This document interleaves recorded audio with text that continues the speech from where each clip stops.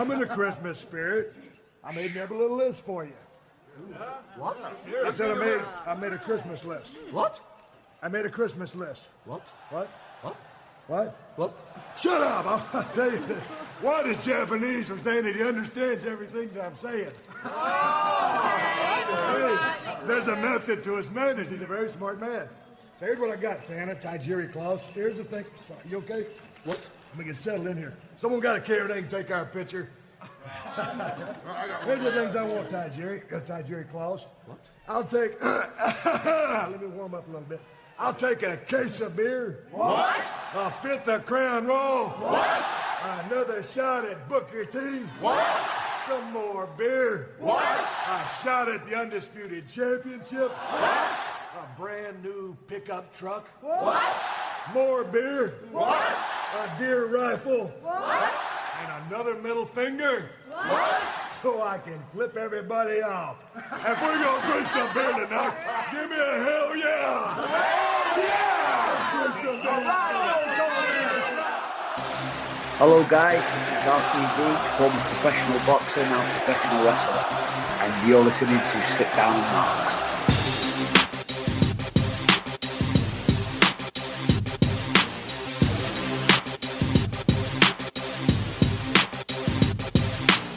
Hello, everybody. Happy holidays and welcome to the Sit Down Marks podcast, episode number 42. We are just two marks in a pod here today. We are missing our third, so just me and the old Primo. What's going on, brother? Not a whole lot, man. 42 episodes in, and it's just like it was day one again. So, just the two of us, you know. Just the two of us. Just like old times, you know what I'm saying? So it's like just like riding a bike with just Primo and DB. We can make it if we try, man. Just you and I, you know what I'm saying? That's right. That's right, baby. Let me formally introduce you here. That beautiful man you just heard the voice of. He is the co-host from the land of the rattlesnake, Mr. Team Extreme himself, the editor and producer of this wonderful podcast you're listening to right now. Primo, what's going on, man? Happy holidays to you and your family here in December. Thank you, and a happy holidays to yours as well, and you, and happy holidays to all of our marks out there listening to this podcast on this fine December 2021. How are you doing today? I'm good, man. Had a busy day. We got a lot of storms rolling through. We had got some windy things going on right now, but nothing's going to stop us, man. We're going to keep rolling on here. But yeah, it's just going to be me and Primo today. We are missing AJ. He is at his shoot job today. So he is not going to be with us. So me and Primo are going to bring it to you. But let me bring you in here first. I want to thank our sponsor here for the very first time here on the Sit Down Marks podcast. I want to introduce you guys to Jet Designs. Go check out Jet Designs on Facebook, and you can also probably message him on other places as well. But Jet Designs, what he does is he makes custom die-cast cars. He makes signs. He makes sports logos, team emblems, but his forte is all of those things that I just said. Go check it out if you're looking for a custom die-cast for your fantasy league, for yourself. If you he's made a couple of them for me, and Primo can back me up on that, man. He's one of the best out there. Yeah, man, for sure. You like sports memorabilia, you like die-cast stock cars. He's your man. Jet Designs. Go check him out. He could, do just about anything you want. Sports logos. I believe he's currently got one in the works with Minnesota Vikings. So if you like football, he's got logos to help you out. The Sit Down Marks Championship belt, in fact, that was made by Jet Designs. That's so right. Shout out to him, and thanks for having on the show. That's right. And so go check him out, Jet Designs on Facebook, or you can actually message us and we'll get you to him, whatever you need there. So make sure you go check that out. And we want to thank Jet Designs for sponsoring the podcast. I want to thank everyone listening right now on iHeartRadio, Spotify, Google Podcasts, Stitcher, TuneIn Radio, Apple Podcasts, Amazon Prime Music, Audible, SportsWire, online radio, Fridays nights at 6:15. You can find us right before the Thomas Bryce Show and throughout the week. If you like the pod, please do us a favor. Tell a friend. Leave us a great 5-star review on whatever platform you listen from. Primo, the countdown is back on, my friend. You got it back up, man. We are, just over a month. How many days until the Rumble, buddy? 45 days until we see people get tossed over the top rope, get thrown over the top rope, until we see Kofi Kingston do some kind of magical thing where he doesn't get out when he gets thrown out of the top rope. You know, it's going to be awesome. It is. It is going to be awesome, man. But that's I'm looking forward to it. 45 days, month and a half. Yep. Won't be much longer. I'm looking forward to it here. All right, let's get this thing underway, man. I'm excited if you guys are ready. We got the pop of the pod today, as we've been talking about ECW here lately, and we've been watching a lot.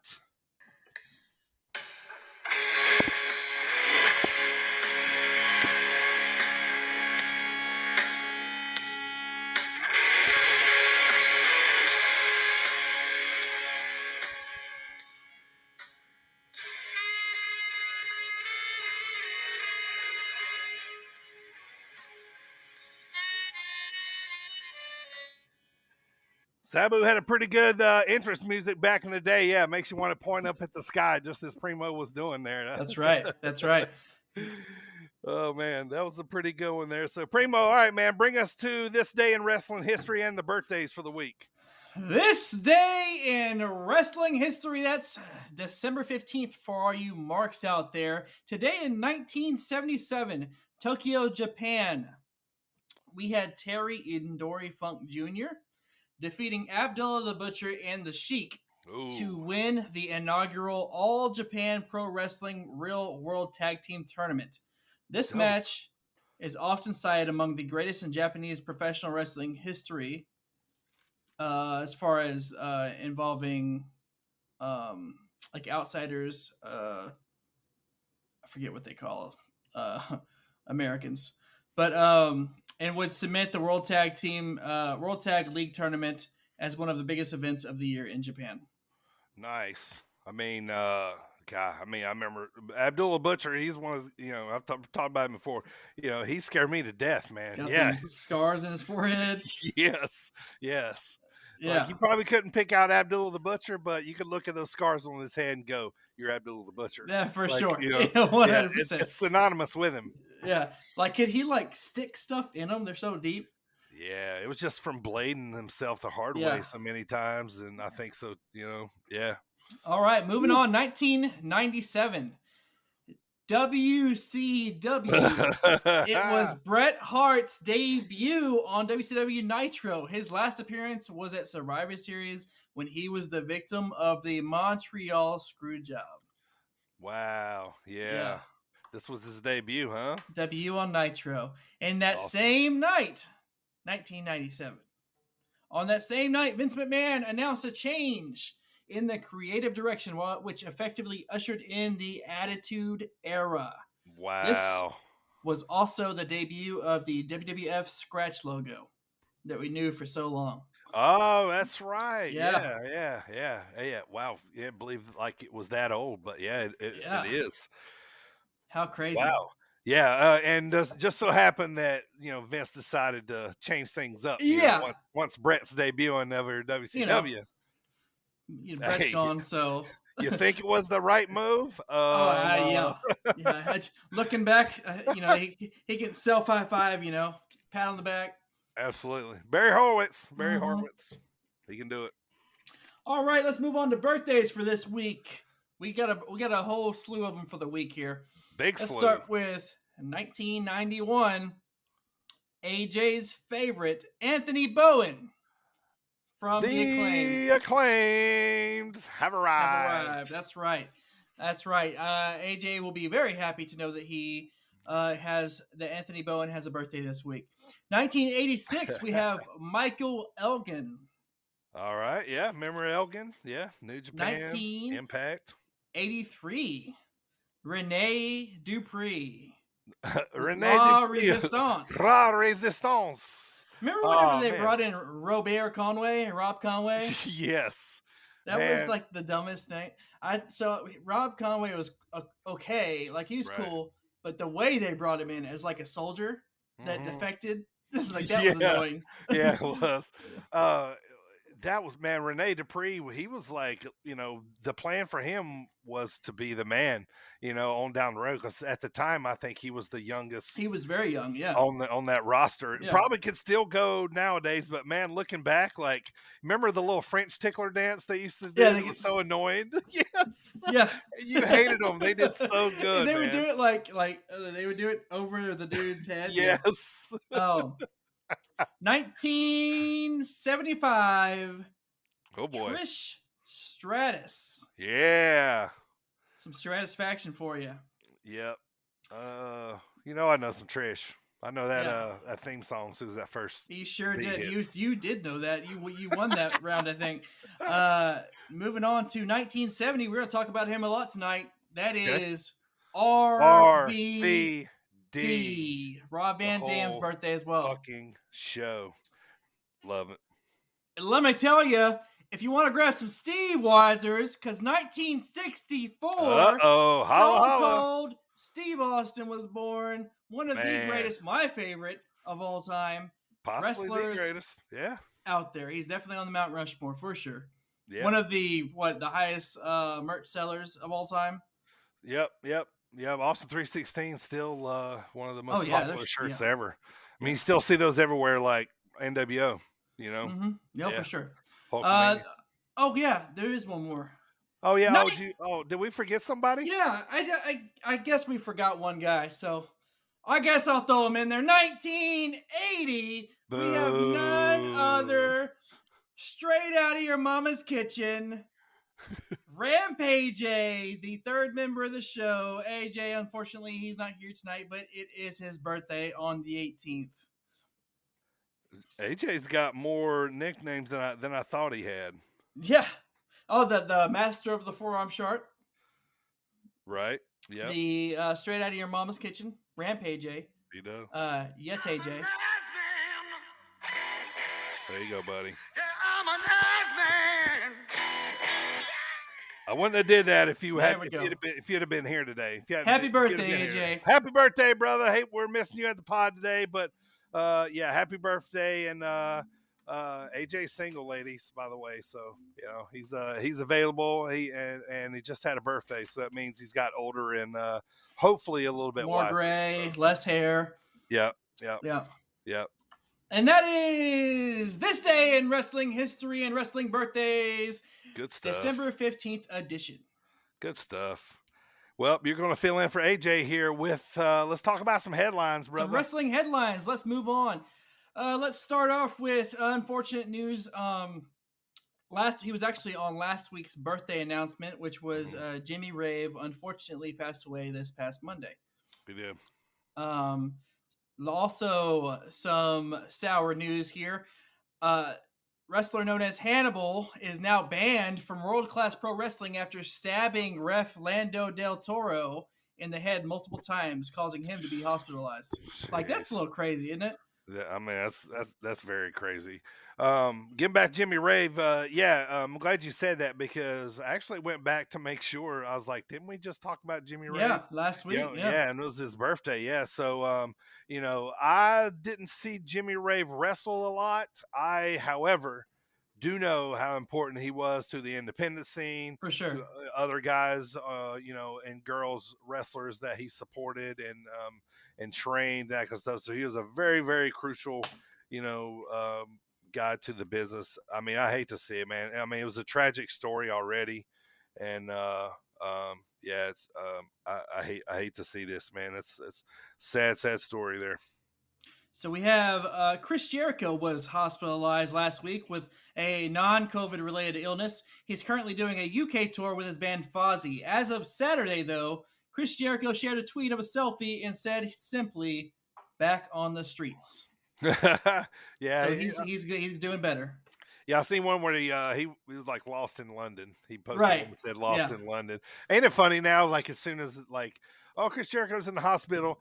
Next thing Non-COVID is related. non-COVID Yeah. related. They got to 'cause point everybody- that out. Yeah, everybody assumes that it's COVID. So. That's the day and age we live in, unfortunately. It is. And it still could be. So that's the thing. You think non-COVID related, and everyone's like, "Oh, not that serious." But yes, it very well could still be serious. I know, right? Yeah, it's like it's like non-COVID related, but yeah, it could be way worse. Yeah, right. But, yeah, but they're like, oh, okay, so it's not COVID, and then it's like, right, but it shouldn't be a release of. Like, exactly. oh, okay. It's like, oh, well, he doesn't have that one, so it must be all right. Yeah, that's one of a gazillion things that could be wrong. Yeah. So, moving on, we had Kevin Owens announced today, actually. Kevin Owens has signed a multi-year contract to stay with WWE. So that's a good sign for WWE, don't you think, that they're actually keeping one of their top stars? Yeah, and I kind of think they saw the writing on the wall, and I tasted this to you earlier today. I bet he got paid. Oh, for sure. I don't remember where I saw this. I believe it was in a chat forum, but it was speculated that maybe all the talkings of him potentially going to join AEW and join the Mount Rushmore, if you will, sure, that kind of maybe increased his market value with WWE. Oh, yeah. So that's awesome. We'll be seeing more of KO. And as we know, Sami Zayn is his best friend, and Sami Zayn is also doing some of his best work right now. And so that's cool, too. He is. He's very entertaining right now. Unfortunately, my favorite superstar of all time, Jeff Hardy, was released after reportedly being sent home last week while on the road in Texas. As of this current moment, December 15th, 2021, there still isn't any concrete reason as to why Jeff was released. However, since then, as of yesterday, I believe, Jeff was seen on Matt Hardy's stream, and he seems to be doing fine. So I'm sure eventually an official release will come out, but in due time. Yeah, I mean, we've all seen, the video of him leaving the match and, that kind of stuff. But, because of his past, and, here's another thing that, we hate, but it's just where we are. Everybody assumes that it's a relapse in addiction or, or something like that. Like, what if people like to speculate. What if he was just hurt? You know what I mean? What if he, maybe he just wore the hell out. Yeah, maybe just hurt, but he left the match, so that's what. Yeah, he left mid-match. What I mean? But there's all kinds of rumors floating around. We won't really take part in them too much, but all I could say is just wish him well and hope for the best. Yeah, we'll see him soon. He's still one of my favorites of all time. So, actually my favorite of all time. Anyhow, two left here on the headlines. We have. Now, we know we're going to talk about later in the AEW, but Hook was sent last Friday, and as of today, Hook is the first wrestler to surpass CM Punk in weekly sales on Pro Wrestling Tees since August 21st. What? Yes. Man, he's the real deal, though. His first match, and he is already getting. I need to get me a Hook shirt now. Man, he should not wrestle again for another month or two. I know, make everybody build, dude. The anticipation. You know what I mean? Yes. In exception of the hair, former lacrosse player. I'm down with the hair. the hair. The hair's wacky, but I'm saying he's shredded and he really is. He's got his own look. He just looks. His own look. Yeah. His calves are monstrous. Look at his calves next time. You could tell. You could tell his dad's been training him for sure. Yeah, for a he's while. good, man. Yeah, he's he looks so young just standing there, and then as soon as he wrestled, I'm like, oh my god, he's ready. He's ready. Right. No wonder they held him back for so long. Right. They waited to unveil him. Yeah. The send Hook part has been so fun, though. Yes, I love that. Yeah. Last headline we got here. Speaking of surpassing, Roman Reigns has officially surpassed Bret Hart with the combined total number of days that he's been a world champion for all of his reigns. Acknowledge me. That's right. Marks, acknowledge me. Tribal Chief moves on into number one spot on the all-time list with a combined 651 days of total world championship reigns. Why not, man? I mean, he's So, crushing it, dude. I think next up, crushing it. as far as catching up on, is Randy Orton, and Randy Orton's had a total of like over 800 days. Mm-hmm. But yeah, that's all. That is your week of wrestling headlines. Nice. That's pretty good ones there. Some ups and some downs there. So, all right. Well, let's get to the fan shout out here. You can DM us on Twitter at Sit Down Marks. Let us know where and when you listen to the podcast, and we will shout you out on the pod. By the way, no movie of the week this week. That's AJ's thing, so he'll bring back another one for you guys next week. So, but getting back to the fan shout out here, listening to the podcast, we will shout you out and let us know where you are. Well, this one here is pretty interesting, Primo. George from the UK says he listens to us at work because he doesn't get to watch WWE and AEW because of the time difference. And it's hard to watch to see AEW over there. Which reminded me when we talked to RPD a while back, he said the same thing, so it makes sense. So, but George from the UK said he listens at work and he doesn't get to watch WWE and AEW live because of the time difference. So he listens to us to catch up with all the important things that's going on. So, thank you, George. Appreciate it, man. That's kind of why we do that, brother. So yeah, for awesome, sure, man. Good stuff. That's why we do the recap, so that way, for those of you that may have missed this past week, you listen to us and you're caught up real quick. Yep. We'll give you the highlights. So shout out to George, man. Thank you, brother. Appreciate it. Tell some more friends. And just as I said, if you want to shout out, let us know on any of our social media. It's no joke, though. It's not hard to get out of the loop over there. I lived in Europe for 3 years. I lived in Italy, but oh man, I came back to the States after like 3 years, 4 years if you count the year before that I was in Greenland. So I was overseas basically for 4 years. Came back to the States and there was a whole different thing going on in the U.S. Smartphones, never heard of those before when I was over there. So yeah, you miss out on a lot whenever the time difference and just it's a whole different world. Yeah. It's hard to believe like how much stuff centrally goes on over here. You know what I mean? That they have to make up for time frame. So, but all right. But thank you, George, again for that, man. We appreciate it. So let's talk about Primo. What we're going to talk about today on the show, our Dropkick discussion is ECW Heatwave 98. Man, was a lot of people say is allegedly their best pay-per-view ever. Right off the top, you watched it not long ago. Would you say that's the best one you've seen so far? It was definitely good. Yeah. But since I watched most recently Barely Legal and Heatwave, I think I liked altogether. I think I liked Barely Legal more. Okay. But as far as the wrestlers and the wrestling, Heatwave was on point. Yeah. It was good. It had a lot of star power. So we're going to talk about that later on. We're going to talk about, obviously, what's going on in the world of wrestling. And then the big thing, Primo is going to let us know later on in the show today. Well, he's going to let you guys know. I already know, but I'm going to let you guys know. Is it true? Who? Who's it going to be? You've heard us. We've been teasing it the last couple of weeks, and Christmas episode is next week. We wanted to bring you guys a big interview for next week's pod for you to listen to on the way to those relatives' house or on the way back home from college, to your parents' house. We wanted to give you somebody big. So Primo later on in the pod is going to announce our very special Christmas guest, and you're not going to want to miss this one. So hang tight. We'll be bringing that to you later after the Dropkick discussion. But right now, Primo, tell the masses where they can get that Marks merch. Too late to get it, for Christmas now, but get it by New Year's for sure. That's right. You can get your Marks merch. If you took part with us and you stunned Christmas with us, if you had one of these awesome coffee mugs or designs of this like I do, this hoodie is on design still.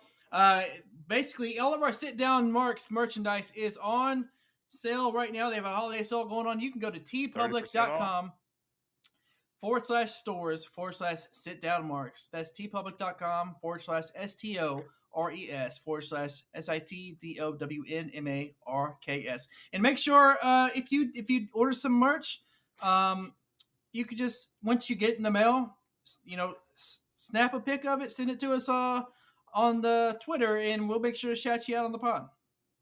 Absolutely, we definitely will. And we'll send you some free stickers as well. So show us that Mark's merch, and we'll get you some more merch to go with that. So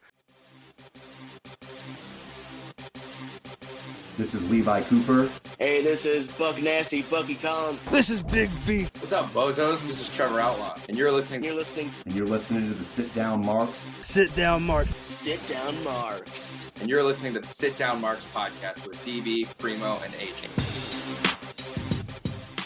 Let's get this recap underway. You know how we get things started here. I'm going to get you guys started with the weekend in independent wrestling. You guys heard me talk about it last week. We got a lot going on this weekend. So this is my independent roundup for the weekend of December 17th coming up here. We got a lot to talk about, so let's get to it here. All right, PWX down in Concord, North Carolina at the Cabarrus Arena, Saturday, December 18th. Let the games begin. We're going to see Alex Zane, and we're going to see Anthony Henry as well. And probably one of the biggest matches I would really like to see, Besties in the World versus The Revolt. And I'm pretty positive, I'm almost 100%, this show is going to be on IWTV this weekend. So one of these days I need to get down there. I think they're only like 6 hours for me. Yeah, that's the promotion that you've heard me talk about, that I used to go to before I moved out to the Midwest, man. Love it. Love to see him grow. That's where I seen Hangman Page, wrestle, in front of like 10, 15 people, when he was just Adam Page from Aaron's Creek, Virginia. Right. But next up, Defy Saturday as well. This show is called Dark Horse. It is at the Washington Hall in Seattle, Washington. Big match there. We got Eddie Kingston versus Shaft, and we also got Brody King versus the Fallen Angel, Christopher Daniels. So, loving to see Christopher Daniels showing back up on the Indies, For man. sure. Yeah, that's good stuff, man. That's good stuff. I would be pretty excited if I was at a show and Christopher Daniels showed up at it, man. I would be hyped. Yeah, no doubt. Another show I'm looking forward to this Friday, Freelance Wrestling up there in Chicago, Illinois at the Logan Square Arena. This show is called Ding Ding All the Way. Their Christmas show scheduled to appear there. Craig Mitchell, Kylie Ray, and Billy Starks. Next up, Saturday, December 18th, AEW Absolute Intense Wrestling out of Cleveland, Ohio. This name of this card is kind of long. It's called We Had a Few Hits a Few Years Ago. That's the name of the card. It's at the Odeon Concert Club in Cleveland, Ohio. This show is on IWTV too. And appearing at this show, Swoggle versus Ethan Page, and also appearing in the show in a match, Primo, another guy we've been talking about lately, the guy with the annoying whistle, Bill Alfonso.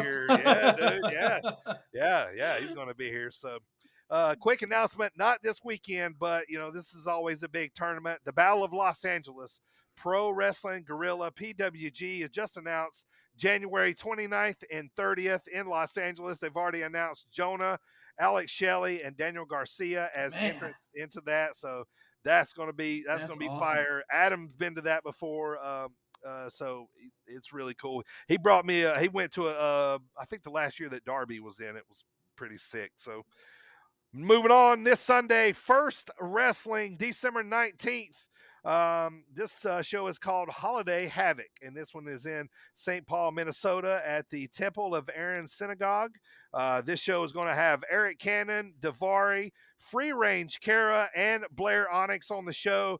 And then they also just announced their big 2-day show coming up January the 8th and 9th. It's called WrestlePalooza, the big first wrestling show that Eric Cannon always puts up out there. Also, this Saturday, kind of the sister promotion to Zawa Live Wrestling, we got Homegrown Wrestling. Now, this show is up in Thompson, Illinois. That's up near the Iowa border over near Davenport, Saturday, December the 18th. We're looking at matches there. We got Bucky Collins, Mr. Havens. Stumpy's going to be there. Our guy Hartenbauer is going to be there wrestling Rough Crossing. He's going to be putting up the Zawa Live Championship that night. So Saturday night at the Majestic Pines Event Center in Thompson, Illinois. Go check those guys out if you're in that area. And then just a few more to go here. H2O Wrestling Friday, December 17th in Williamston, New Jersey. 2 nights of wrestling there. The card is called Merry Effin' Christmas. So if you're in Williamstown, go check that one out. And then I wanted to a couple little quick notes here. Second Wrestling, where we had talked to Rabbi Jeremy Fine last week. So want to give you a couple quick updates about that show. Advancing to the next round in the second Wrestling Championship tournament is Eric Cannon, Matt Raywalt, and Billy Starks all advancing. And then the fourth entrant is going to be determined this weekend at First Wrestling at this Sunday. So, and then there's going to have your final 4, so to speak, for the championship. So you got to keep up. You got to keep up with Second Wrestling and First Wrestling. First and second, yeah. And if this goes well, there's probably going to be a third somewhere. Yeah, most bring a fourth Wrestling over to Virginia so I can attend. You gotta love all these. I think we got to start a promotion just so we can start making up event names. we do, yeah. It's funny. The season's beatings always comes out. Yeah. Ding Ding All the Way was pretty cool. But one last note here in the Indies, as we talked about pre-show, Primo. Ring of Honor just wrapped up. The final pay-per-view was called Final Battle. Now, they kind of hinted as a possible, Ring of Honor 2.0 on down the line. But for the foreseeable future, they have shut down operations. Now, some highlights of things that happened. TV Championship, I believe Josh Woods took that one.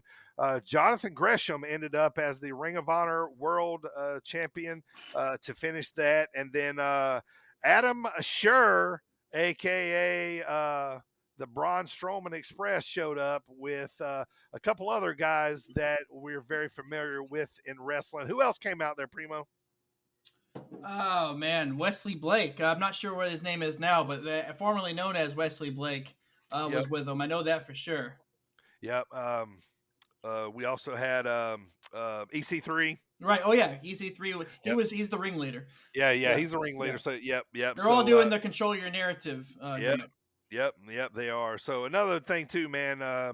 Adam Scherr did his first indie show up there in Wisconsin, and he donated his paycheck that he made that night for wrestling to the victims of the tragic incident that they had up there. So just want to say he's a big old burly dude, but he seems like a really nice dude. Got a big old heart, man. He's from North Carolina, man. We all good, man. We're all good from there, man. We're all good from there. All right, man. Yeah, one real quick thing. Sure. I just happened to see it today. FTR had tweeted out to the Briscoe brothers. Did you see this? Fire, dude. Briscoe brothers laid out that video challenge today to Tony. Yeah. They said Tony Khan can park his jet right in their lawn, and they got a ring in the shed next door. Yeah. And so Briscoe brothers are feuding on Twitter with FTR. Yeah, it's gonna be awesome, man. I don't know, man. It's, the Briscoes have got to go somewhere, man. They're the best tag team that came out of there. Yeah. They got the name. They're legends in Ring of Honor. Yeah, Briscoes, Bucks. We could do that a ton.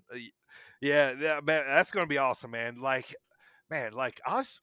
feel like every time I get fired up about a tag team match lately, it's always with FTR, and they are so good. They really are. Yeah. Like I keep finding myself going back to them. You like their old school throwback gimmicks. I do.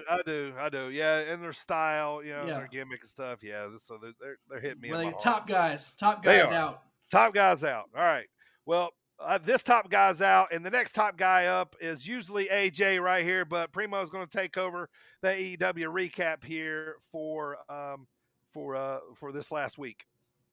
I certainly will. We got AEW recap. I'll keep it short and sweet, but most importantly, we'll begin with CM Punk comes out. CM Punk he comes out of the babyface tunnel, but obviously, so we were in MJF's hometown. Long Island. That's right. Yep. And they had this big old video package of MJF and like his varsity jacket, and all this stuff. So anyway, he's hometown hero, and which gave CM Punk the opportunity to give a heel persona comeback that we hadn't seen in a while. Basically, just like, this is your guy. How, you guys are idiots for wanting to support him. So, it was hilarious. I mean, to me, as a fan of the whole situation, it was good to watch. Yeah. I enjoyed it. I like seeing CM Punk just berate the fans. It's great. People, I don't know if people remember, but he's a great heel. Yeah, and it's still there. So yeah, he's going back to it at some point. He has to. Yes. Then we have MJF. MJF stole $5 from a fan in the crowd. He did. I've seen that. Yeah, stuck in his pocket. He's like, okay, yeah.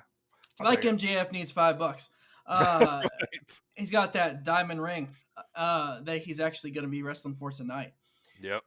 Punk hints at Punk does talk about gunning for the title, which AJ, I have AJ's notes here. It leads AJ to believe that Danielson, Bryan Danielson, that is, will be taking the title off of Hangman at Winter is Coming. Yeah. I mean, you could definitely, look that route. I don't know, man. I want to see Punk Bryan without for not a title run. Oh yeah, for sure. Yeah, I want to see a grudge match. It's like you remember whenever call their wives dirty names and stuff. You know what I mean? WWE, whenever CM Punk was WWE champion and Bryan was World Heavyweight champion, like at the same time. Same time, yeah. I think Zack Ryder was the IC champ or something, but that was pretty neat. So it's just cool how they just keep they're parallel.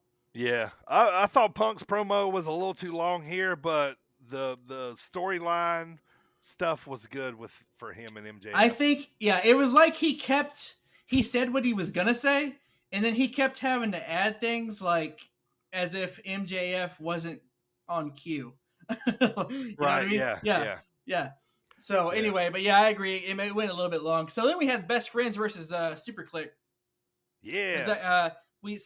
The Young Bucks win. However, they start to Young Bucks and Adam Cole start to jump the Best Friends, Orange Cassidy, and all them. By the way, I was going to ask this. Sure. What is Chuck Taylor's gimmick?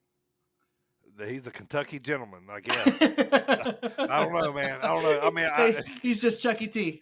Yeah. I don't know. Yeah, his pants almost kind of look like he could have been like a circus ringleader back in the Indies, but since he's been on there, I don't know. It's just he's just a normal dude. Yeah, he's just a normal dude. Like more normal than yeah. I don't know, man. I love him and Trent, though. I've always been a Trent fan. So. Yeah, speaking of Trent, we right as they're getting jumped, a minivan shows up, and Trent's mom is driving out from the sliding passenger door. Comes the returning Trent Beretta, fresh off of that back surgery. Yeah.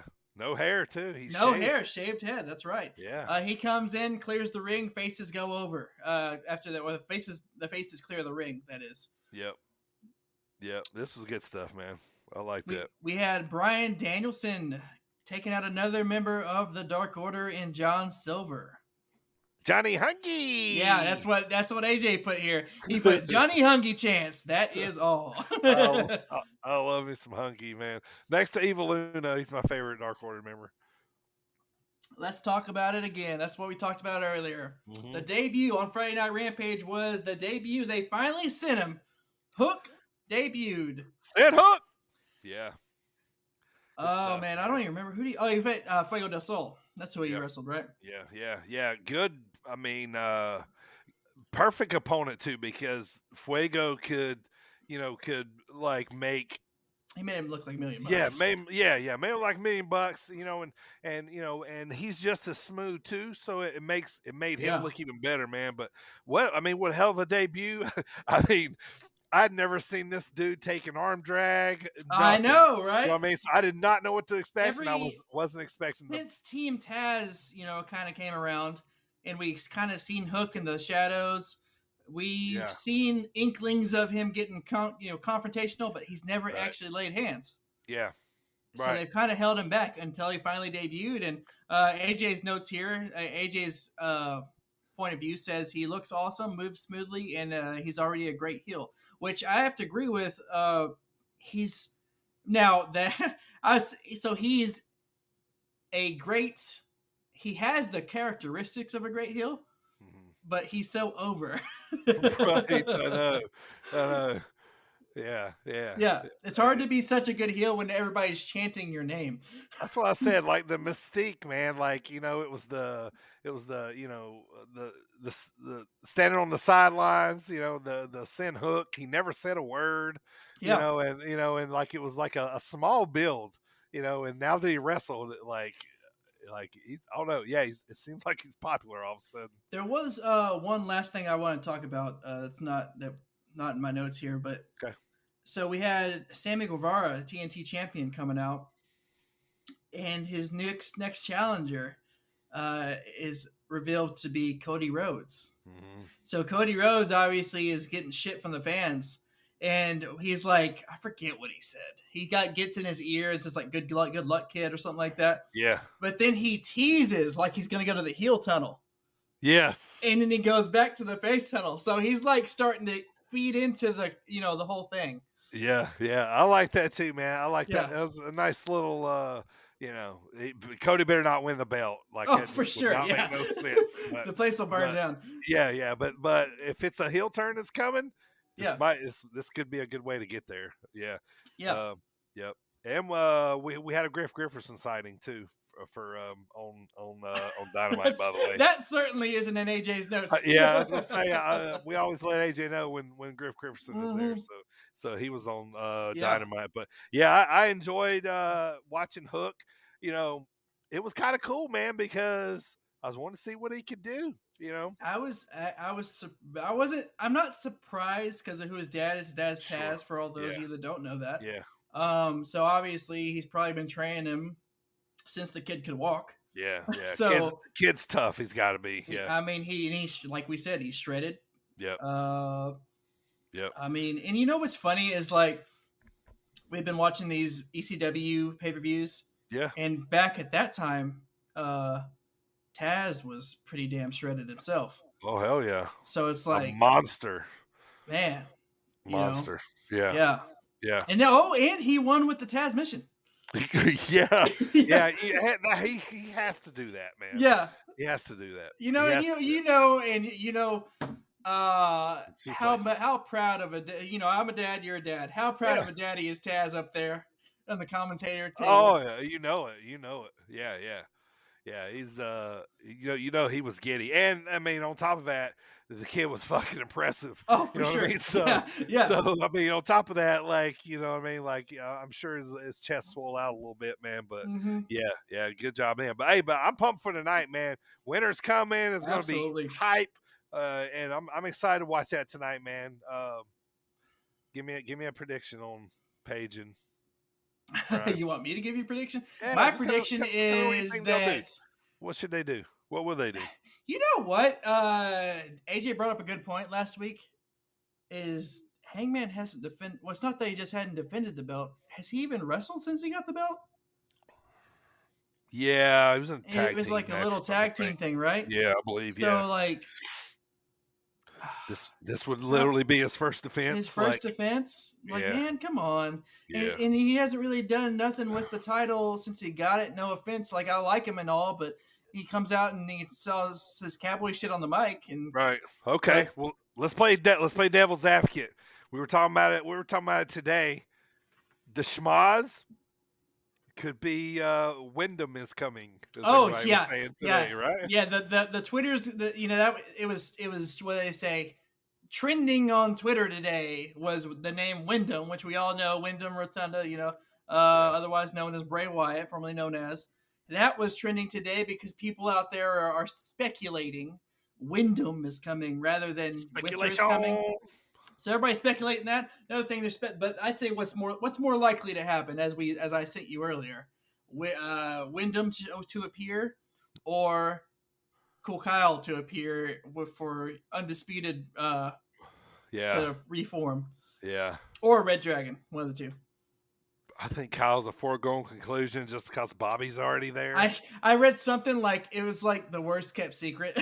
yeah, it's like foregone conclusion. Everybody else is kind of a guesswork. But yeah. So, and I also saw too. I did see somewhere that this is I just read this in another forum that says somebody else's words. They said that, it's obvious that Tony Khan has shown that when talent is available and he wants the talent, he goes out there and gets them, and they debut pretty quick.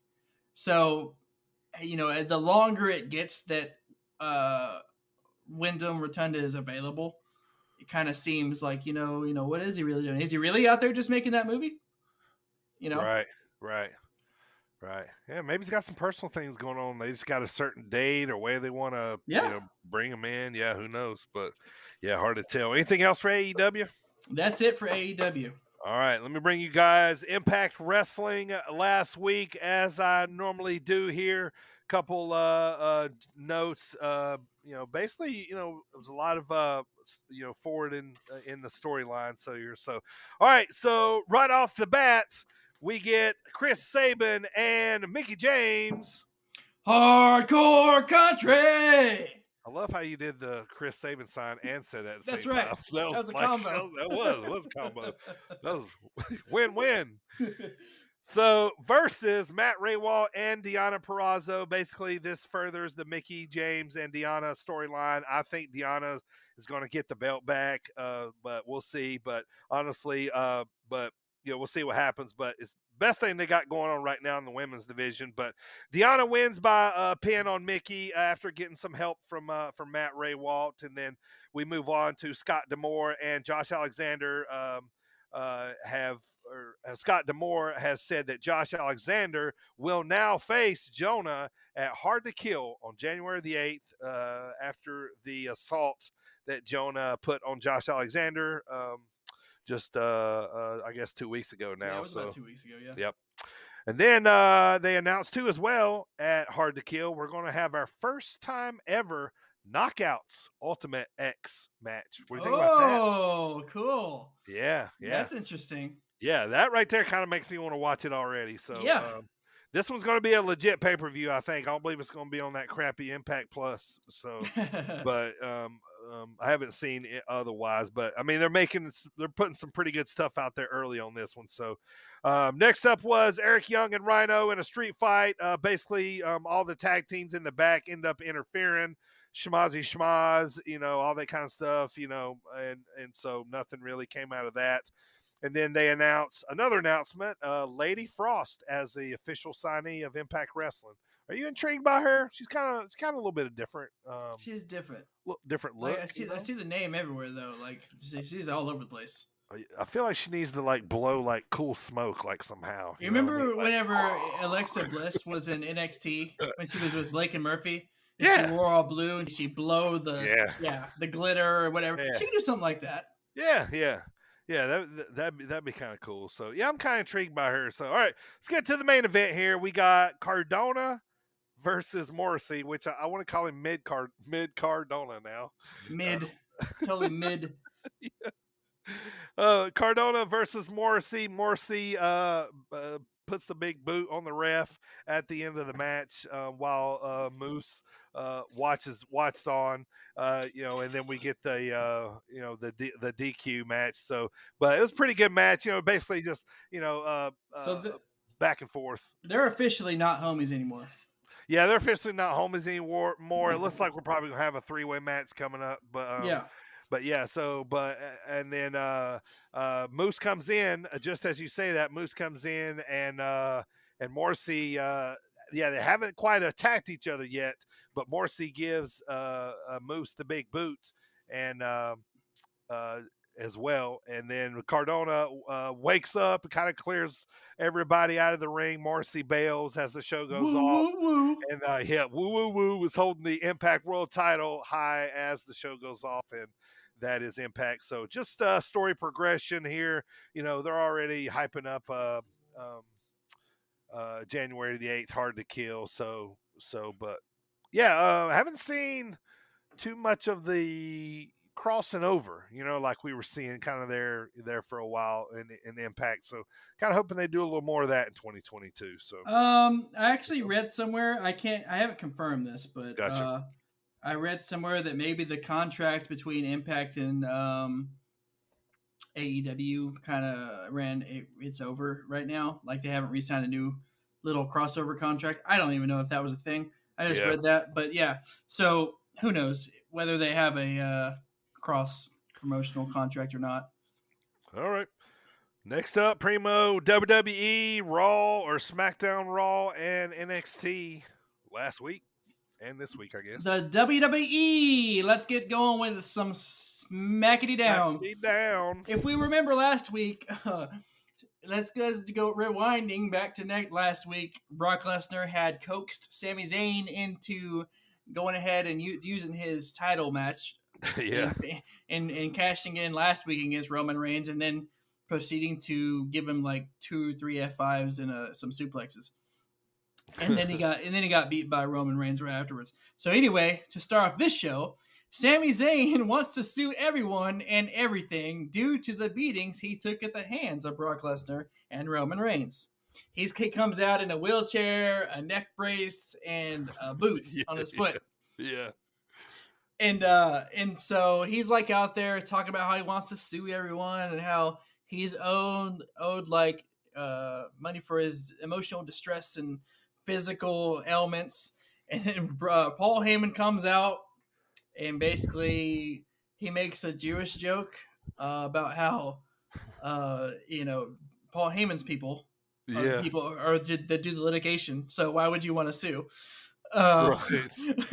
So anyway, and my favorite thing about this right here, Paul Heyman's talking to the camera, and Sami Zayn's like perpendicular to him behind him, and he keeps just going, "Paul, get out of the way! You're blocking the camera shot."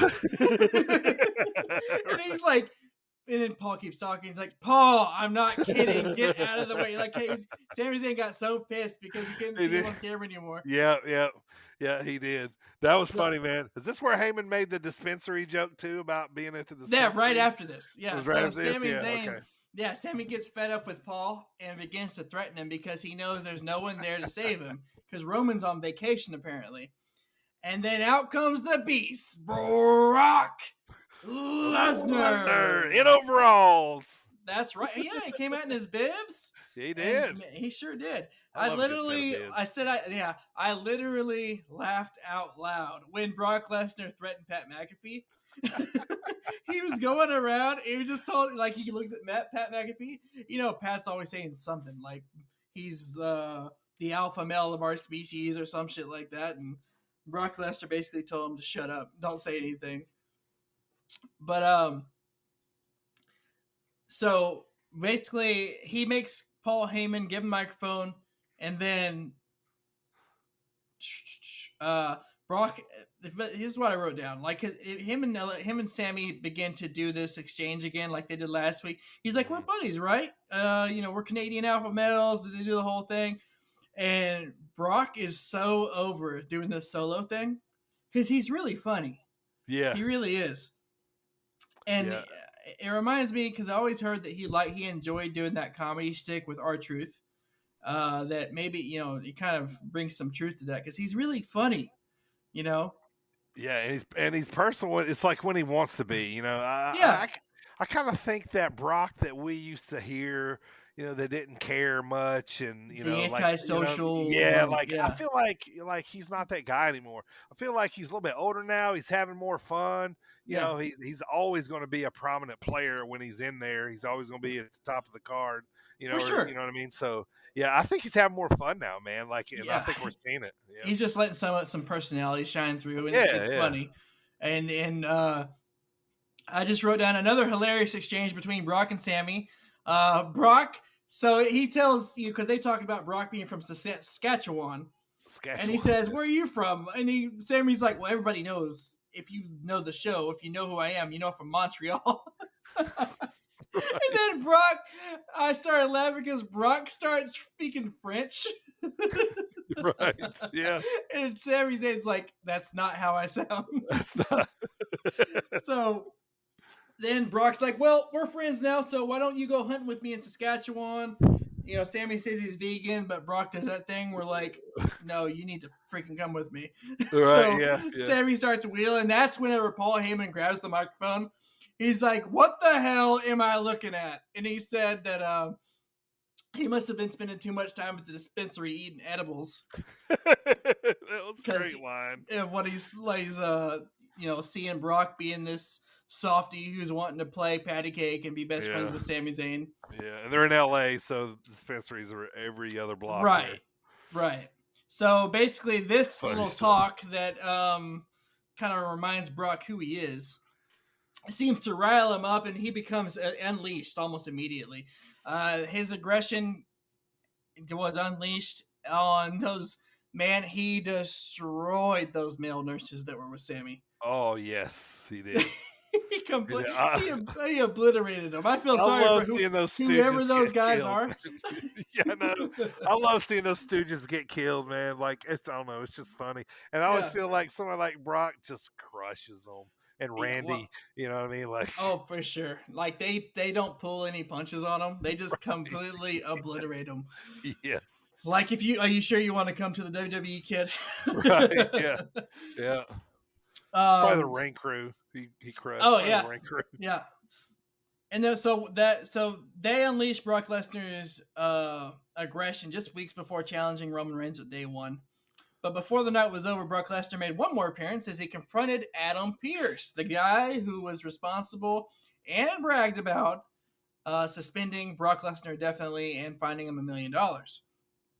He proceeded to scare the bejesus out of Adam Pearce by talking about how he killed a moose and he named it after Adam Pearce so it could always remind him of the time he was suspended and got to do his favorite thing, which is hunt and kill things.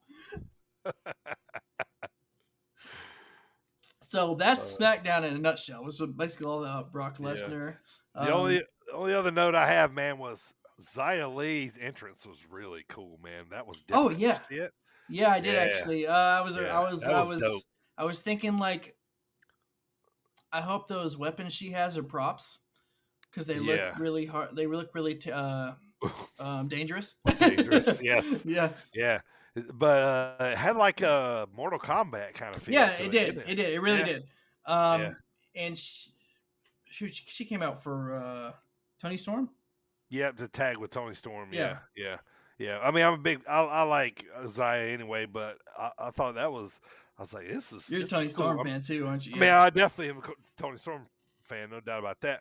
But I knew she'd probably come out and do something with the sword and all that. But yeah, like the way they computer generated that was pretty cool. And the way that's different than what she was doing with NXT. In NXT, she was kind of just following the other two. Yeah. Right. Yeah. So moving on to Raw, we got Bobby Lashley comes out right out the gate. The almighty Bobby Lashley comes out and demands to be added to the WWE Championship match at Day 1. Kevin Owens and Seth Rollins both come out and protest this. Then Big E comes out and reminds Bobby that he already beat him and took the title from him, which is a point that we all made last week. Right. Sonya and Adam come out though and say that basically Bobby ends up having to run a gauntlet match. They say that if Bobby can join the match if he is able to beat all three of the other competitors all on Monday night. So he has to beat them all individually, but in the same night. So Bobby ends up beating Kevin Owens clean. Then when the match against Seth Rollins, Kevin Owens intentionally hits Seth Rollins, which gets Bobby Lashley disqualified. Yeah. And then they figure out that was Seth and Kevin's plan. So then they restart the match. Spear, 1, 2, 3, Bobby Lashley wins. And then they end up making the next match. They say from then on, it's going to be no DQ. And due to some shenanigans there at the end, Bobby Lashley is able to go over Big E. So before the night was over, Bobby Lashley, he was able to beat all three of them, and then he is therefore added to the WWE Championship match at Day 1, which has now become a Fatal 4-Way. Yeah, so they were in St. Paul, Minnesota, and first of all, this is where they had really bad attendance, right? This was that one Yeah. they moved half of the arena. I noticed they over. never show that side of the arena. They did not. Yeah, there was. Yeah. I kind of went back and read up on it a little bit. It sounds like ticket sales were bad, so they moved everybody to the hard cam side. Oh man, maybe everybody's going to that first wrestling event. Yeah, that's probably It's where in they St. were. Paul. Yeah. So,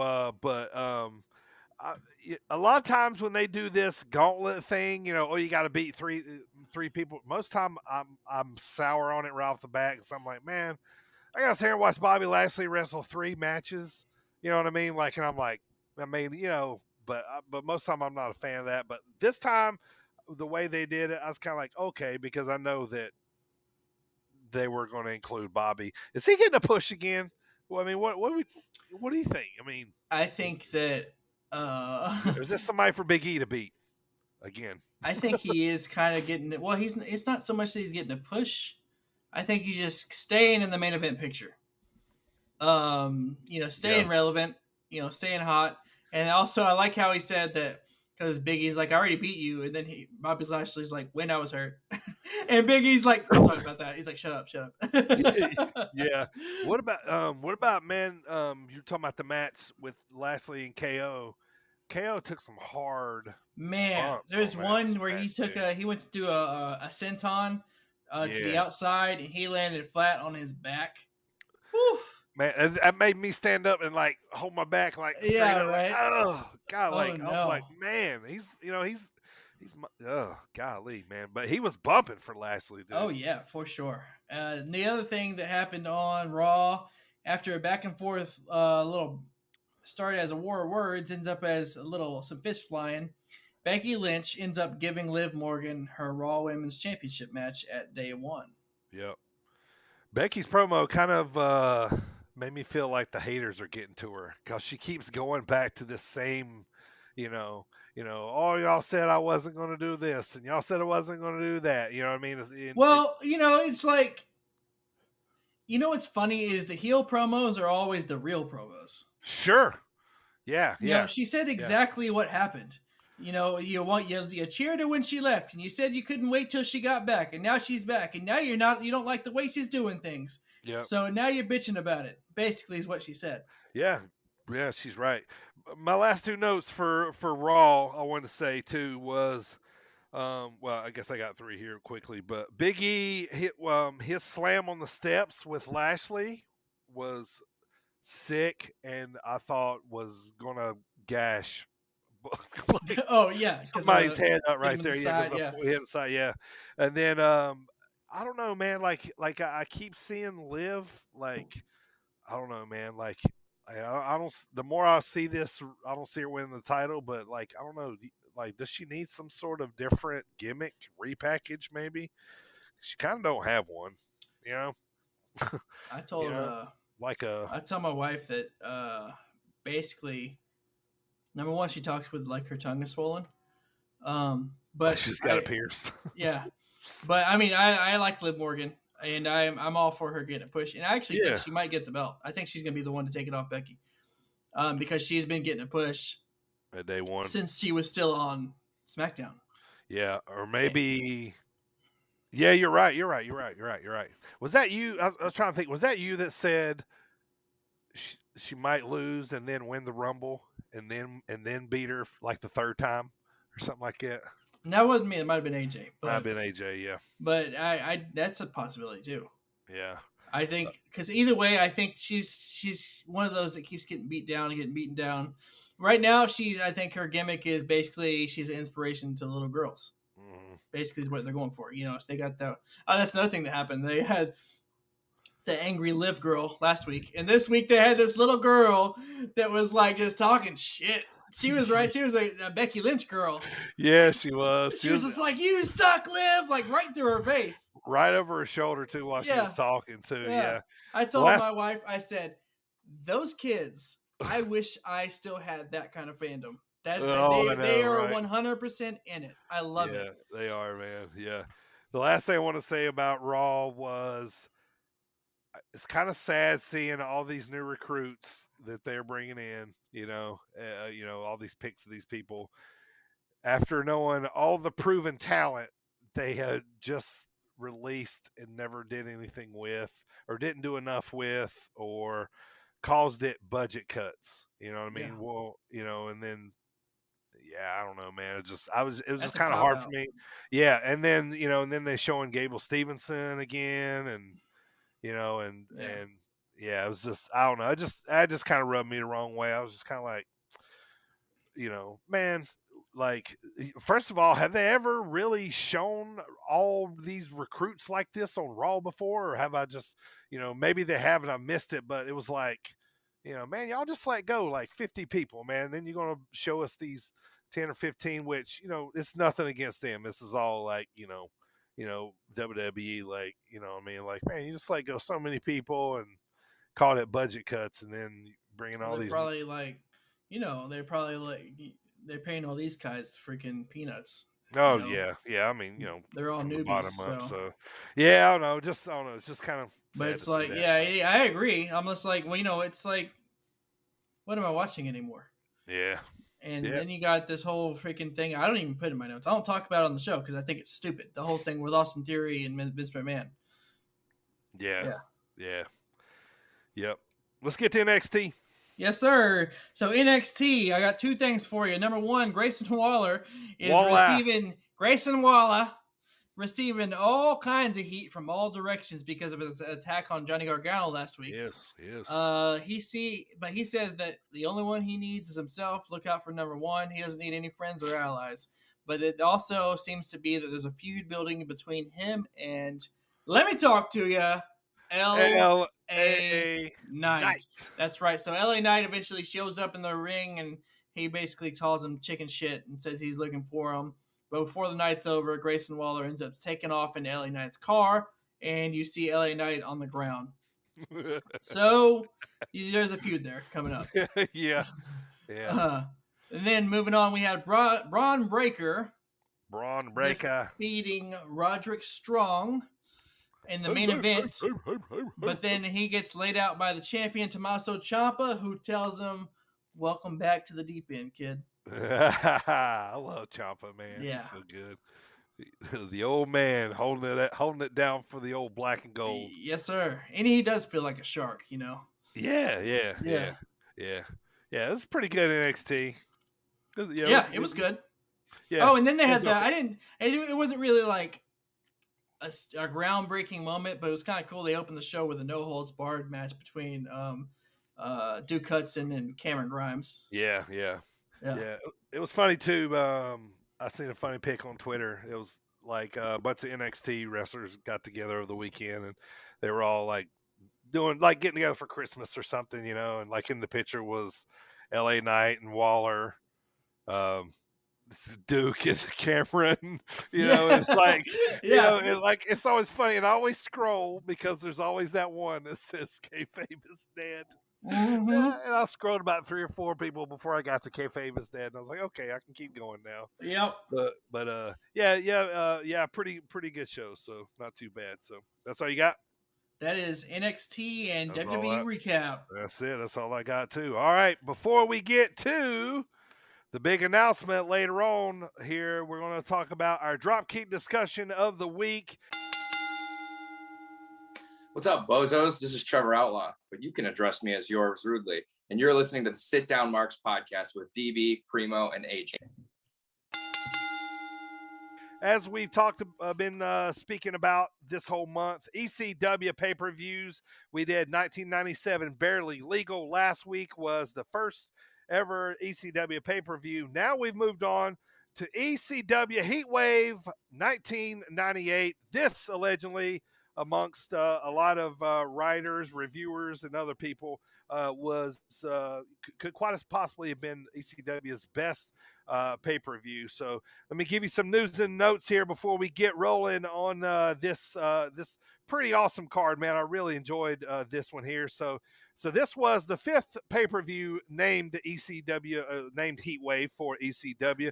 This one was August the 2nd, 1998. It was held in the Hara Arena in Dayton, Ohio. Had about 4,400 people there. The live gate was estimated at 110,000.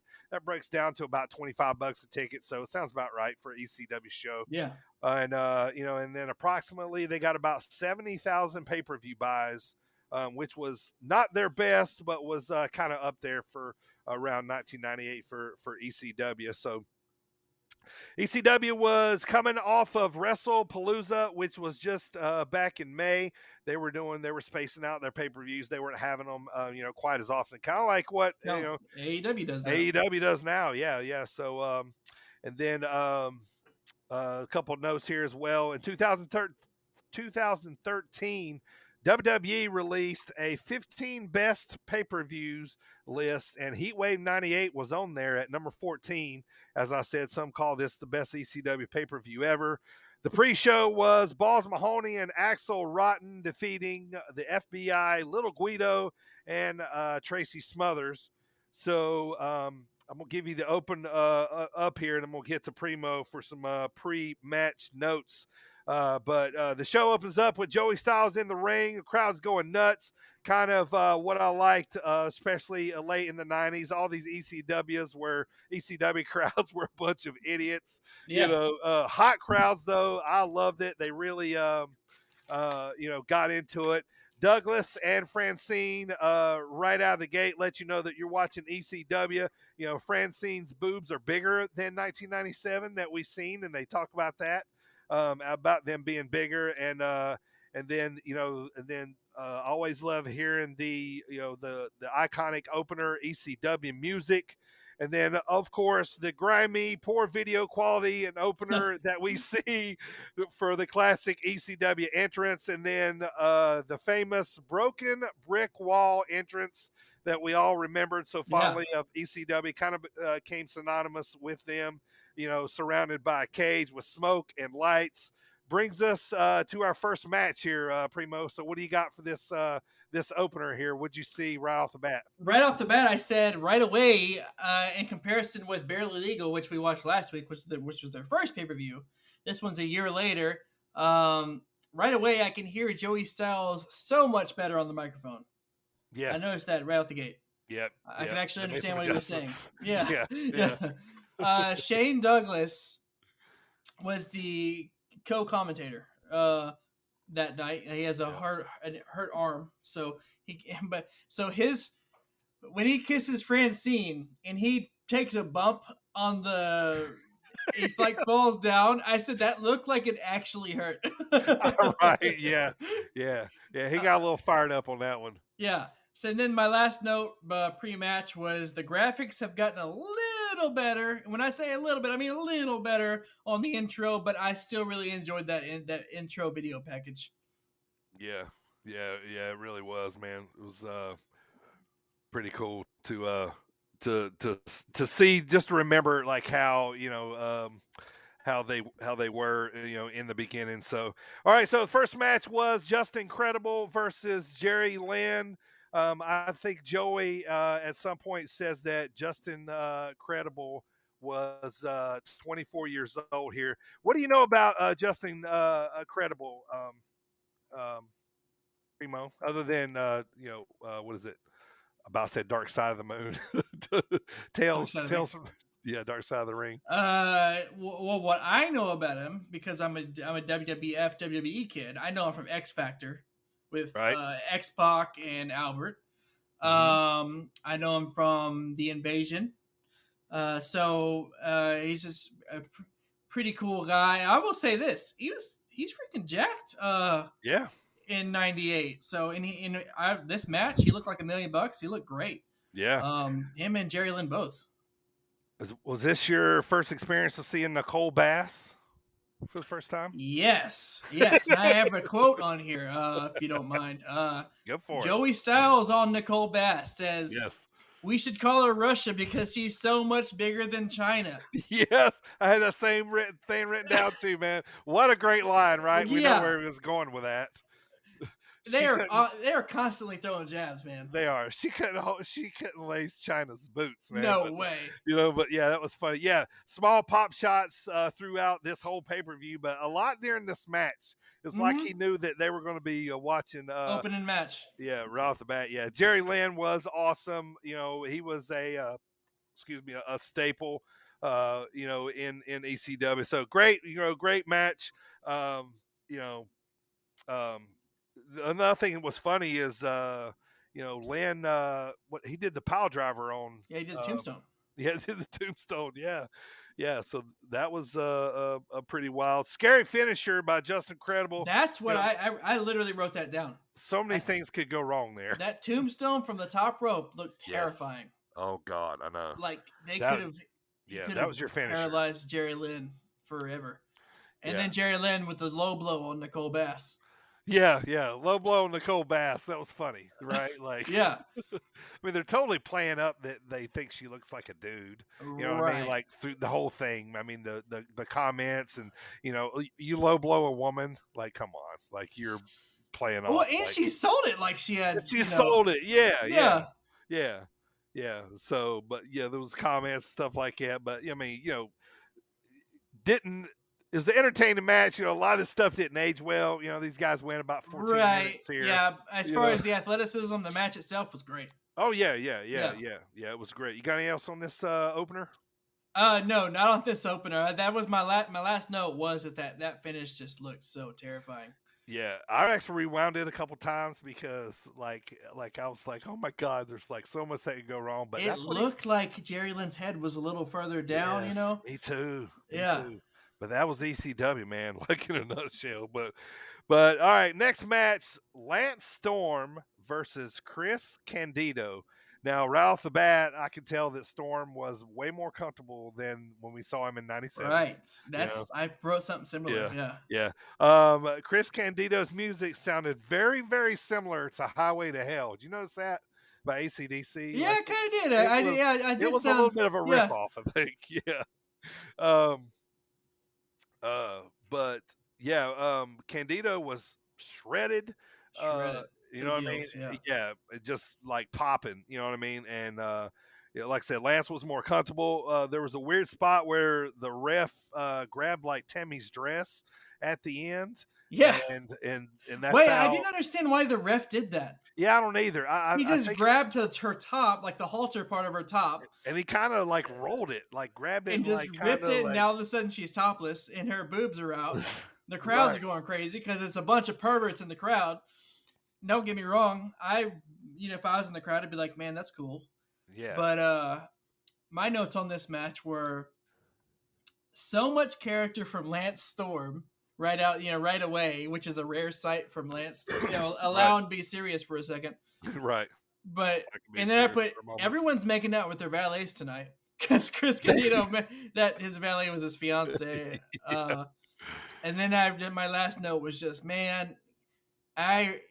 Stuff you take for granted. I remember watching him in WWE and I enjoyed him then too. I just put, damn, Lance Storm is so good. Everything he does looks so smooth. Yeah. I mean, back in, you thought, I mean, just, he just belongs up there with some of the best, technicals up there. But, I mean, it was a very technical, match by Storm as always. Candido was, great. Could have been one of the best ever. These guys went about 11 minutes. Candido gets the win with a blonde bombshell, which was nicknamed by Tammy Sitch, which is just a power bomb basically. But it was pretty interesting. And then Chris died in 2005. So. This is roughly 7 years before this. Yeah. So he was still in his prime. So, but good stuff there between those guys. And then we move on. We're in the parking lot now. All right. For Heatwave. New Jack. This part had me rolling. Yeah. This was crazy. New Jack was calling out Jack Victory. Bubba Ray shows up. There's a big brawl going on. Devon's there, but what you've seen right here, Primo, is exactly what all those tapes that I was trading for and looking for and stuff. This was what it was a lot of times in ECW. It was just a guy in the camera just following them, just brawling out there. You know what I mean? Like, it was just amongst regular people. Yeah, so it don't surprise me that they had to get this. I just laughed so hard because I was laughing at the fact that like the Dudleys roll up like they're a gang and just jump New Jack. Yeah, right. Yeah, yeah. Get out gangster style, man. Right. Yeah.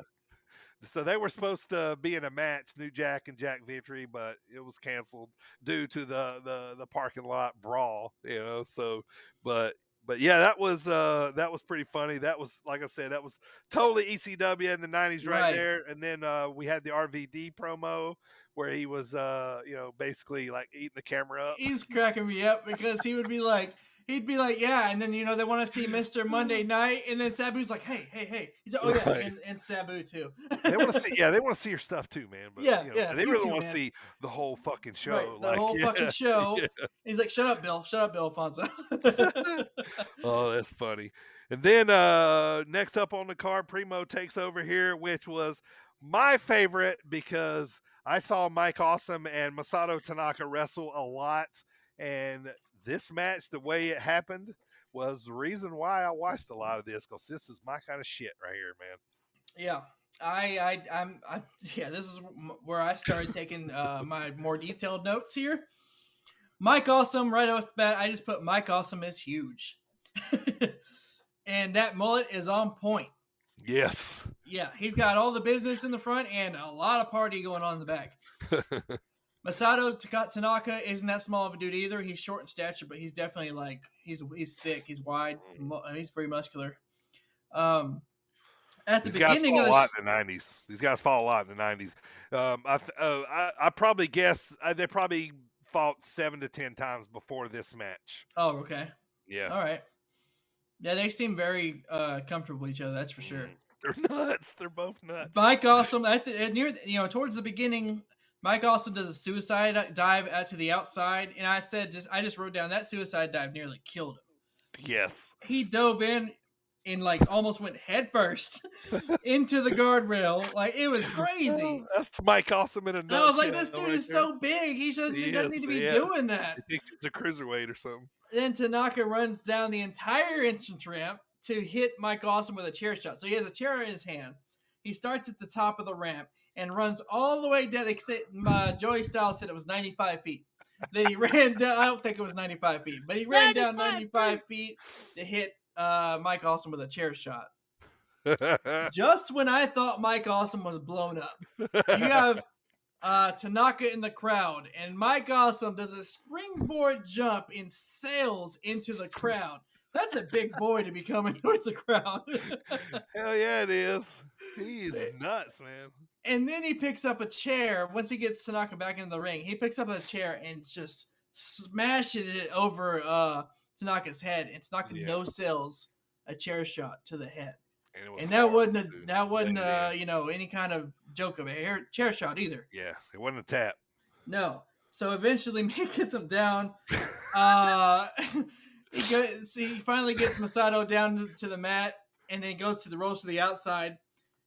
He picks his elbow pad up off the table that I never even noticed that he took off. I mean, either, yeah. I had to rewind it because I was like, when did his elbow pad come off? Because he goes to that table and puts it back on. Yeah. Then he goes back in, hits Tanaka. He gets on the top rope and hits Tanaka with another chair shot to the head. Like his brain just scrambled at this point. Oh, definitely. He tries twice to hit the Awesome Bomb on Tanaka, which those of you that don't know, Awesome Bomb is like the Razor's Edge. Mm-hmm. I don't know what else to call that, but Crucifix Powerbomb. Yeah. I mean, technically that's the name, but Razor's Edge, most of everybody knows it. Yeah. So he tries twice to hit the Awesome Bomb on Tanaka to put him through the table that was ringside. But both times, Masato Tanaka was able to counter, and then he eventually was able to pull off his own Awesome Bomb. He picks up Mike Awesome and just dumps him over the ropes onto that ring, straight onto his head. Yes. Oh, it was nasty. I let out. I even wrote this down. I audibly gasped like in real life. I gasped when he hit the ground. I know, man. I know. Even though this is like 20-something years ago, I was just like, yeah, it was scary. After going through the table on the outside, just seems like Mike Awesome. He doesn't seem the same after that. He seems super out of it. Yeah. And Tanaka basically carries the match for the next few minutes until he DDTs him onto some chairs for the finish. I wrote down, this was a fun match to watch, but it was also very scary at times. Yes. Yeah. My notes were the same, man. Mike Awesome always made me feel like I was watching a train wreck. And his matches were always hard hitting. When I seen it was him and Tanaka, I was excited because I couldn't. They fought so much. I've seen them fought so much. Right. But, yeah, it was excited. But yeah, that table spot, holy shit! But man, I love some Mike Awesome. He just dumped him. That's a big dude already, and he landed straight on his head. And they don't have mats. Right. Yeah. I mean, this is pretty wild, man. Pretty wild. Yeah. So right after that, we have Taz giving a promo about his match coming up with Bam Bam Bigelow. This one's not good. The Taz Killer. And the FTW Championship being the only one that matters. I just put, isn't it ironic because the FTW Championship is actually the only one that does not matter. Right, I did write, Taz is still really awesome though. Regardless, I guess it's like the origins of the FTW Championship. Yeah. Which obviously is still relevant today. It is. I mean, your champion is who is it? Starks. Dun, dun, dun. Ricky Starks. However he does it, yeah.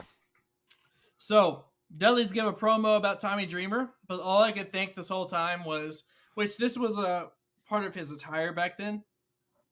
And also, it's 1998, so the internet wasn't quite as popular or accessible. Right. We didn't have computers in our pocket. So we didn't all know that Bubba Ray, was from New York.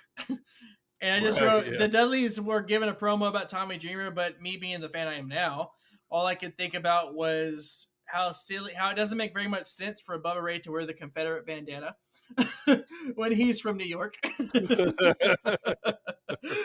And he's supposed to he's Bubba Ray, Right, yeah. So he's doing the gimmick, brother. But I guess maybe his dad was a Southern gentleman. Right. So it's like, but yeah, no, other than that, they give a promo about how they're going to kill Tommy Dreamer. Next up, we have tag team action time. Hayabusa looks awesome. Their entrances. Yeah, they got a tag team match, playa. Right away, I said Hayabusa looks awesome. And I've always liked that mask, and I even wrote, I might have to go and buy that mask now. It is cool. It is cool. Jinsei Shinzaki coming out looking like Lord Raiden from Mortal Kombat. We were talking about Mortal Kombat earlier. Shinzaki looks like Raiden. He does. He's I wrote down that there were so many RVD 420 signs. Yes, they were. Right. Pot smoking is cool. Right. We like RVD. You can also tell this was also when Austin 316 was huge because everything was something and then some numbers. Yes. Yeah. Yep. The match takes forever to get started because RVD and Sabu can't agree on who should start the match. They have this weird relationship. They're a great tag team together when they work together, but they RVD likes the spotlight. Yep. So. Yep. Anyway, RVD and Hayabusa end up starting the match, and I just wrote down how cool is that? That's extremely cool. RVD and Hayabusa. Yeah. They have some decent exchanges at the beginning, and RVD keeps telling Sabu to hold on for the tag.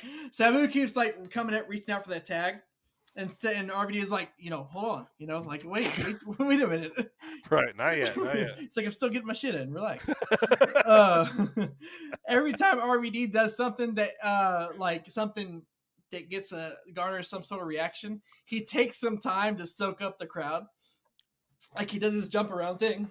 Yeah. And he's RVD, he does the whole thing. Every time he gets a little bit of reaction. Shinzaki gets a great reaction after he walks the rope. So he walks half the ring. Instead of old school, he walks basically 2 sections of ropes. Right. RVD finally lets Sabu in, and he immediately starts springboarding around.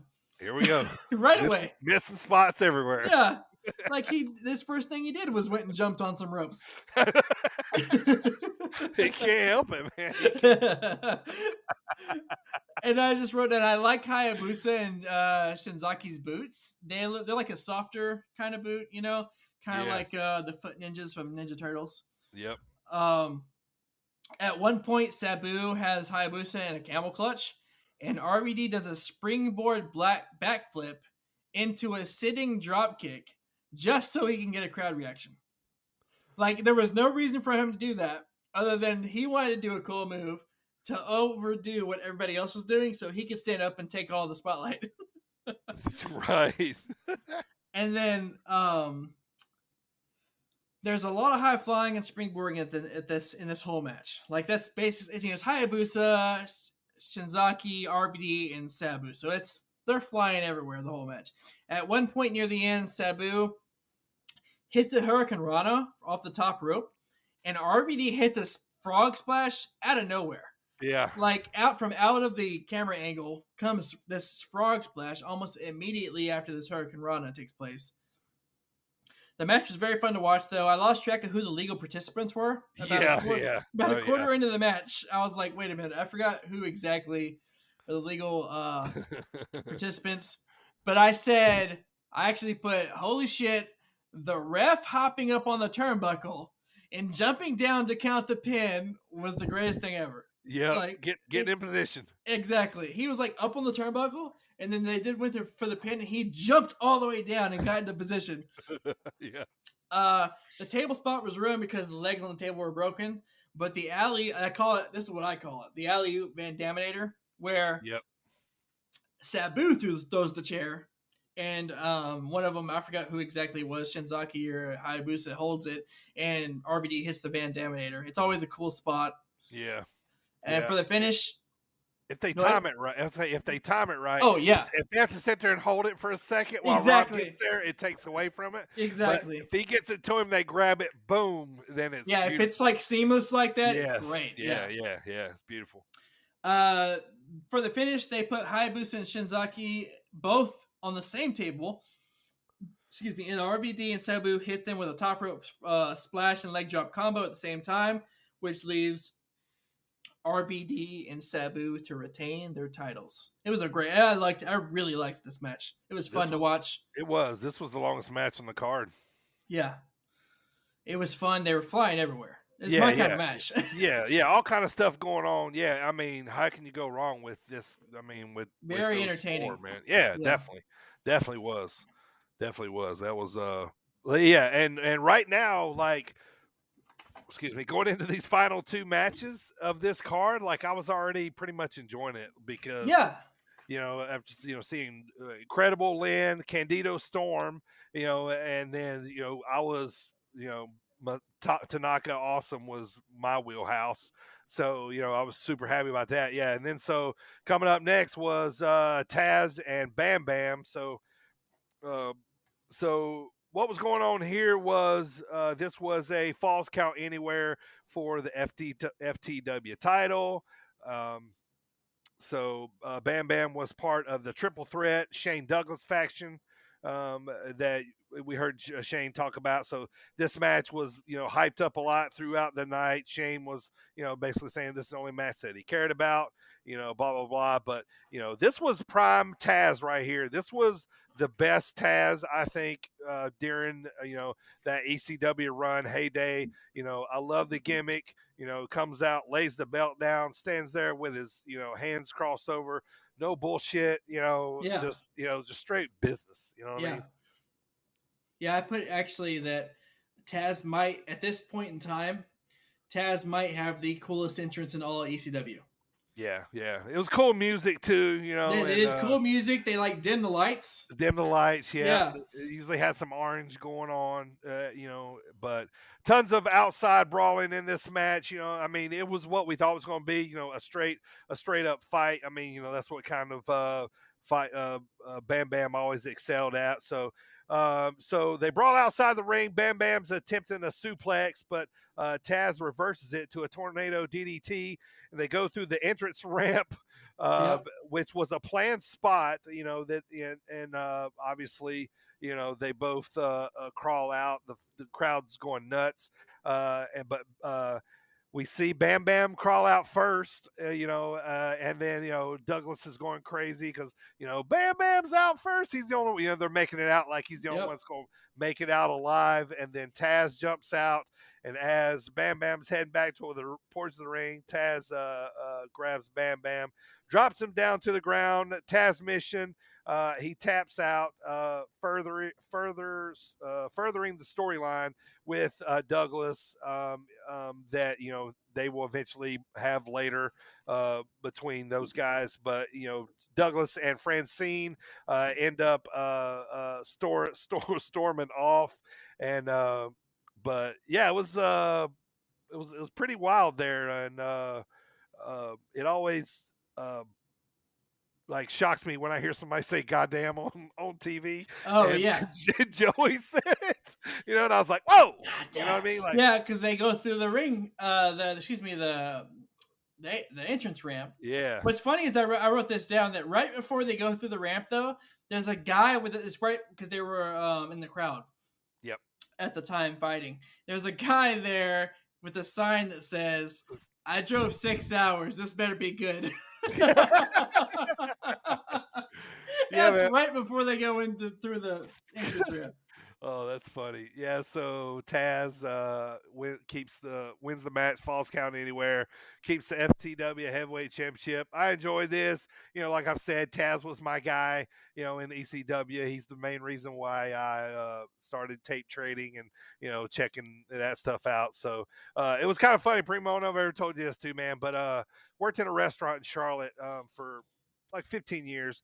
Taz came through there with Michael Cole one time. And I told Taz the story of like me seeing him on ECW. This is when he was commentating with Cole, by the way. Yeah. For WWE. I told him that he was the one that got me into tape trading.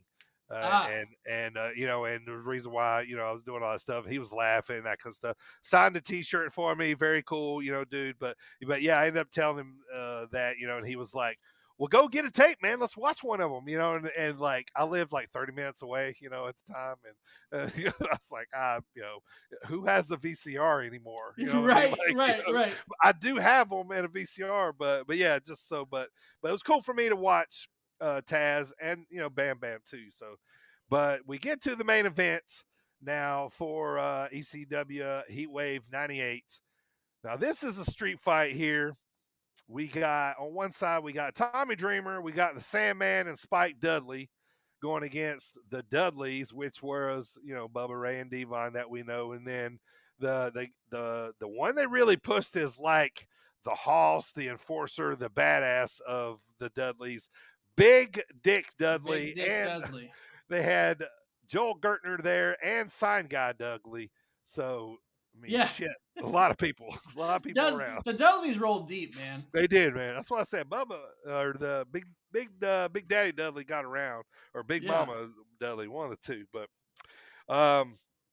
so yeah, this thing opens up with Bubba saying that he challenges anyone in ECW, WCW, WWE, and nobody has the balls to answer the challenge. And then back then they were doing this spot where they were like, any of you motherfuckers in the crowd want to come up here and get some too? Go ahead. Jump the rail. I dare you. They were doing this a lot back then. You know what I mean? Like, it was like part of their gimmick. It was kind of like AO, every time we go. It was like who's got the balls? Yeah, right. Yeah. Who's got the balls? You know what I mean? Like, and, so, but then they hand the mic over to Joel Gertner, and he does like an intro of everybody, which took way too damn long, but was very funny and edgy. And he shit on Baloo a lot, you know what I mean? So, throughout these. So this was interesting. What I thought was funny here too was when Sandman was coming out, Joey Styles goes, "If this is your first time watching ECW wrestling, yes, That is a real cigarette the Sandman is smoking. Yes, that is beer that he is drinking. And yes, if you're seeing him for the first time, this is the Sandman. This is the Sandman. Yeah. I was thinking because they came out through the main entrance. Sandman came there with them. They were all carrying ladders. Yeah. I wrote that down. I said I like how they all brought ladders from backstage. Right. And they're both carrying them, and Spike is like carrying this thing that's 3 times his size. But I didn't write it down, but I was wondering. I wonder how many times Sandman came through the main entrance, like versus his real entrance, through the crowd. Yeah. I don't know. That was funny to watch him bash his head and bleeding like crazy before he gets in the ring. But as expected, this thing was just nuts. They were fighting in the crowd. They were trying to revenge Baloo, is what Dreamer and Sandman and Spike were all fighting for, against the Dudleys. But so it gets nuts, of course. Go watch this. It's just crazy. A lot of different stuff happens. Tommy is doing his violent gimmicks. Spike Dudley. He's now the innovator of violence by this point. Yeah, he's the innovator of violence by this point. Spike's jumping off a 10-foot ladder. They did a 4-way chair spot that was cool. Throughout the ring where everybody got a chair in the face. Late in the match, Sandman is basically clearing everyone out with his cane. After Spike goes through a table after like a missed bulldog spot, but Bubba right after that, reason why somebody the Sandman because Spike misses that spot and falls to the table. Bubba absolutely obliterates Sandman with a fucking chair, dude. God almighty. Like, I don't see how he was not out from that. He swung for the fences. My God. But the Dreamer DDT on Bubba on the top of the ladder. They get the revenge for Baloo. And as this craziness ensues, Jack Victory comes out, and then the good times that go home. New Jack comes out as well here at the end, and it's just going crazy, man. They're just New Jack comes out to a big pop, beats his ass, and does this fucking awesome guitar shot on Jack Victory, dude. Yes, he wears that guitar out. Like he went full send on that guitar. He did not care. He did not care. You could tell. And it's the thing. I used to see weapons flying everywhere when New Jack came in there. Yeah. So it went about 14 and a half minutes. But, this was just a brawl to revenge Baloo and what they've all been saying. But what you got there? I only had 2 notes for this. One was I did like I thought it was funny that they brought the ladders from backstage with them. Like they came out with the ladders. With the ladders, yeah. And then I'm gonna work. I just wrote down it never fails that Spike is gonna get thrown through something. Oh yeah. Absolutely. Yeah. And he's a good seller on top of that too. So yeah, never fails. But all in all, like I said before, a lot of people think this was I won't say it's the best because it's kind of hard to say, but this is probably top 3, maybe even top 2. What are your thoughts here? I would say, I wrote that actually that it definitely good pay-per-view overall. Mm-hmm. I really enjoyed it, and like I said, I couldn't technically put it over Barely Legal, but I definitely enjoyed the matches and the wrestling and how I was just like I was thoroughly entertained. Like I will say that, sometimes I was afraid for the wrestlers. Right. Because of the spots they were doing, but besides that, I really enjoyed the pay-per-view. It was really good. All right, well, next week we'll continue our ECW pay-per-view as we're heading to December to Dismember from 2006. So that should be interesting as I'm enjoying this. I enjoyed this one. Like I said, it's, there's a lot of different storylines going here. And we've seen a lot of young guys wrestle. Always nice to see Lance wrestle, and, Tanaka and Awesome. Just good stuff there. Good stuff. All right, Primo, a couple things here, man, before we get to the big announcement, man. Let's talk about a couple little small notes I have. What was your first ever Christmas related or wrestling related Christmas gift that you can remember? Was it like me? Did you get the action figures in the ring and all that, or what? Can you remember? Maybe a wrestling buddy or something? That's What do you what I remember was gonna getting say. It early? was the wrestling buddy, the stuffed animal pillow thing. That's what I remember was the wrestling buddy, Stone Cold. Mm-hmm. And then I got action figures too. Yeah, I remember getting a Nintendo, and back then you got Mario Brothers and Duck Hunt with it, the original NES. But like, I didn't want it unless I got pro wrestling. I was like, man, I want let pro me wrestling. tell you, once I got like old enough, I don't know, maybe when I had a PS2 or PS1. Yeah. I have probably owned every wrestling game ever since. Yeah. Yeah, I can't say that. Like, it just as far as I'll say every WWE game because I didn't own every WCW game. Right. I even owned the freaking TNA game back in the day when they had that. It was terrible. Yeah. But no, I've owned WWF games back in the day were so cool. Warzone, No Mercy, WWF 2000 or WrestleMania 2000. All those are cool. But I think as far as Christmas gifts, the pillow stuffed animal thing, I remember that, and like I said, action figures. Yeah, me too.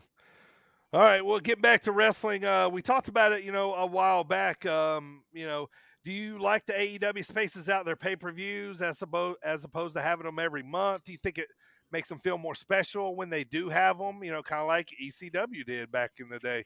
What do you think? My thoughts on it are that, like, for instance, tonight they're having Winter is Coming. Mm-hmm. It's a special event, but it's not technically a pay-per-view, and it's on television, so it'll be on my DVR.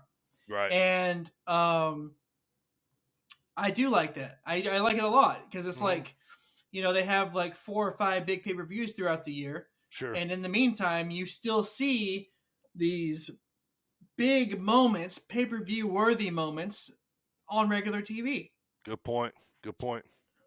Yeah, very good point. Yeah, I mean, I think it makes it feel more special. Like, like when Full Gear finished, I was like, okay, cool. Well, they're not already plugging the next one. You know what I mean? It's like, it's a build. Right. It's not like, Royal Rumble finishes the next day. They're like, all right, WrestleMania. yeah. And then Payback and, right. You know what I mean? Yeah. So I agree. Puts a little more interest on it. And plus too, like, now I'm like, all right, well, when is the next AEW pay-per-view? I'm like, all right, well, shoot, that's all right. Revolution. May the 6th or whatever the date is. I wrote it was. And then, is it May the 6th? I don't know what I wrote on there, but no, it's before May. But I'm like, putting that down on my calendar. You know what I mean? Like, it's March the 6th. I'm sorry. Yeah, it's March 6th. Yeah, so I'm putting that on my calendar. Like, all right, I need to make sure I'm not doing anything this night. Like, it's important. You know what I mean? Yeah. Speaking of Orlando, let's get back to WWE. We've been up and down on it lately. Probably more down. What's your overall feeling about WWE as of right now?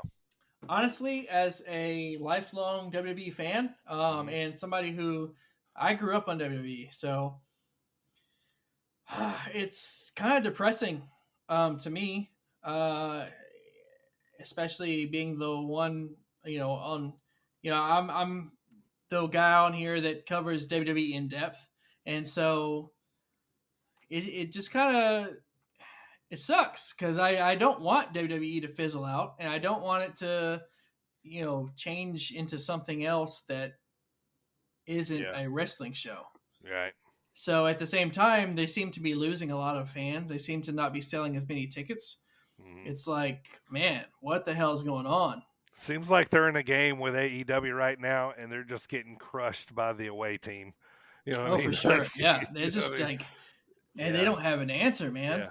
Yeah, I mean, thank God they have Roman. You know what I mean? That's the biggest thing they got going. But I do think they're kind of turning it up a little bit, as far as interest. But I will say this. I won't be blind to think that my interest is not peaking a little more now because I know we're going to the Rumble soon.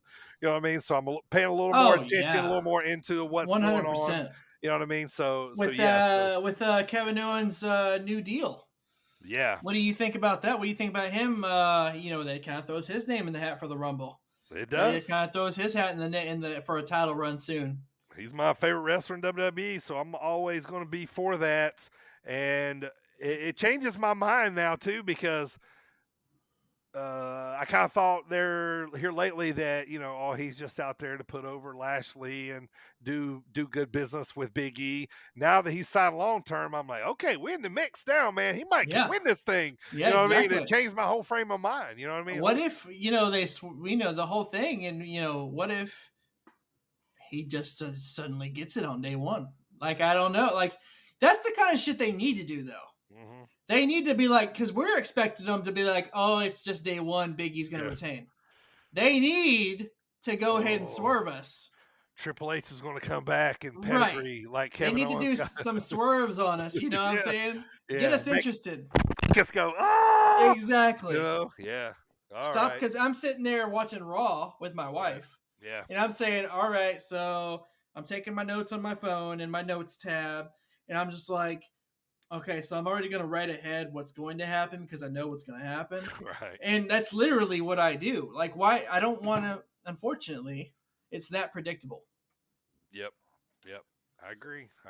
We'll see what happens here with the big pay-per-views coming up around the corner. So, all right, Primo, it is that time. We have been teasing it for weeks. We've been telling you guys about this really big guest that we got coming on next week's show. We already had our interview with this very person. Primo, don't make them wait any longer. Let the masses know what's happening next week. Who is our big guest?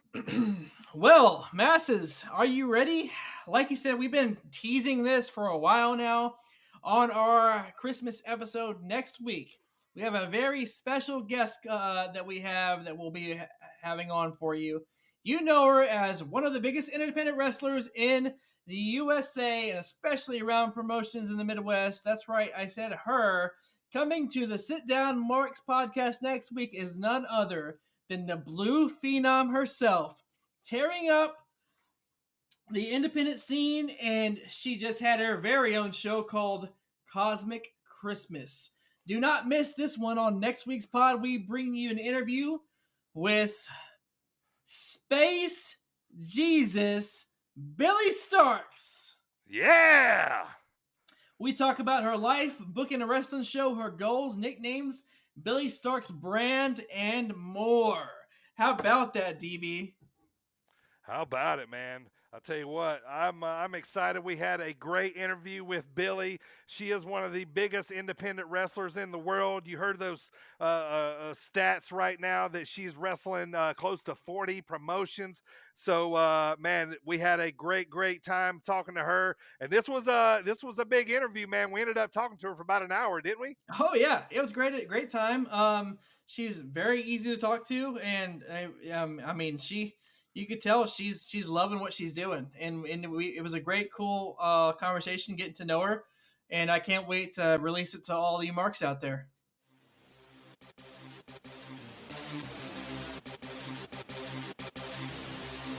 This is Space Jesus Billy Starks, and you're listening to Sit Down Marks podcast with Primo, DB, and AJ.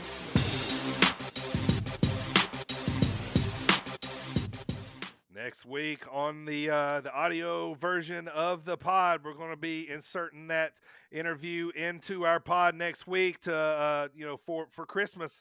So make sure you guys download that and subscribe to the pod. We're going to be bringing you that very interview with Billy Starks next week for Christmas as our little present to you for helping us have such a successful 2021 here at the Sit Down Marks podcast. So looking forward to that interview next week with Billy Starks. All right. Time to close the show. I want to thank Jet Designs from sponsoring the show here today. Jet Designs, go check them out on Facebook if you need any kind of woodwork done, sports logos, or any kind of custom die cast. Those are what he does. So go check him out at Jet Designs. We thank them for sponsoring the podcast. Primo, where can you get the Sit Down Marks podcast, my brother? Well, let me tell you, DB. Let me talk to you. Yeah. Wednesdays at 6:30 p.m. Eastern Standard Time, you can get the Sit Down Marks podcast live right here on YouTube. Also, you can get the audio version replays available the next day on Spotify, iHeartRadio, Apple Podcasts, Google Podcasts, Stitcher, Amazon Prime Music, Audible, Facebook Podcasts, and SportzWire Online Radio. Fridays at 6:15 Eastern Standard Time, right before the number one Thomas Bryce Show. Don't forget the Global Sports Show. That comes on right after us. Make sure you go listen to him as well. We love Thomas Bryce. We love SportzWire and everything they've done for us. Don't forget to give us a 5-star review. Tell your sisters, tell your mother, tell your dog, tell your cat, tell everybody to share the pod. Give us a 5-star review. All right, time to get to the MMA weekend picks update. AJ is not here to make his picks for next week, but I will update you on where he is. So coming into this week, he was 20-19 on his picks. Well, he started off good over the weekend. He got the first two, but then he missed the last three. So he went 2-3, which brings him back to 500 at 22-22. So we'll get those picks from AJ next week. 6-fight card coming up this weekend for the UFC. Let's get to the Primo's MMA Lock of the Week. Primo here to help out all the gamblers out there and see who they want to bet on this weekend in mixed martial arts. So coming into last weekend, Primo was 3-1. Now, his pick last weekend was Amanda Nunes, and she was upset. It was a big-time upset by Juliana Pena, who is now the women's champion. Yeah, so the Lioness went down. Sounds like they're going to do the rematch coming up soon. Yeah, so gotta have that rematch. You know, Nunes, she is the Lioness, and she still is the Lioness. Like, you know, everybody has an off night. This is like what, her third time in 2 years to fight. So it's like with COVID going on, everything else, and travel restrictions, you know, she hadn't got a lot of fights in the past couple of years, 2 years or so. Juliana was determined too, boy. She sure was. Yeah, she was landing them strikes in that third round, and it's just like, oh, jeez. She was. I know that, you know, Amanda Nunes will probably get to the war room, check out that footage, and correct. Yeah. I thoroughly expect her to come back strong, and she will. Oh, for sure. And they'll probably make a big deal out of it. So, all right, Primo. So that drops you to 3-2, still with the winning record. So we had 6 fights this weekend, headlined by Derek Lewis in the main event and Stephen Thompson in the co-main event. But looking at that card, man, we got Cub Swanson fighting as well. We got a women's fight there, Lemos and Hill. Who you thinking you want to take this weekend? For my lock of the week, let me tell you, man,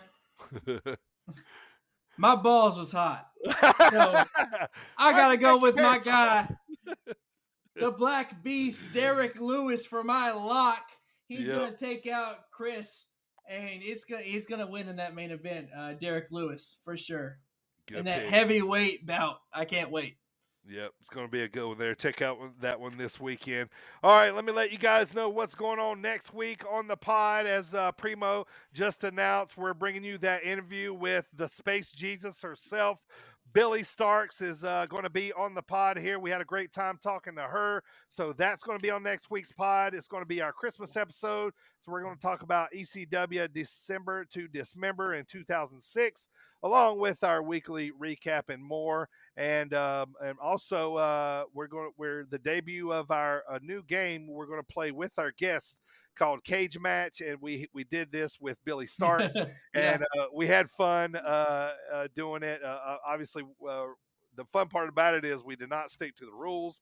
So make sure you guys tune in for that next week. And then also we're going to have a Christmas edition.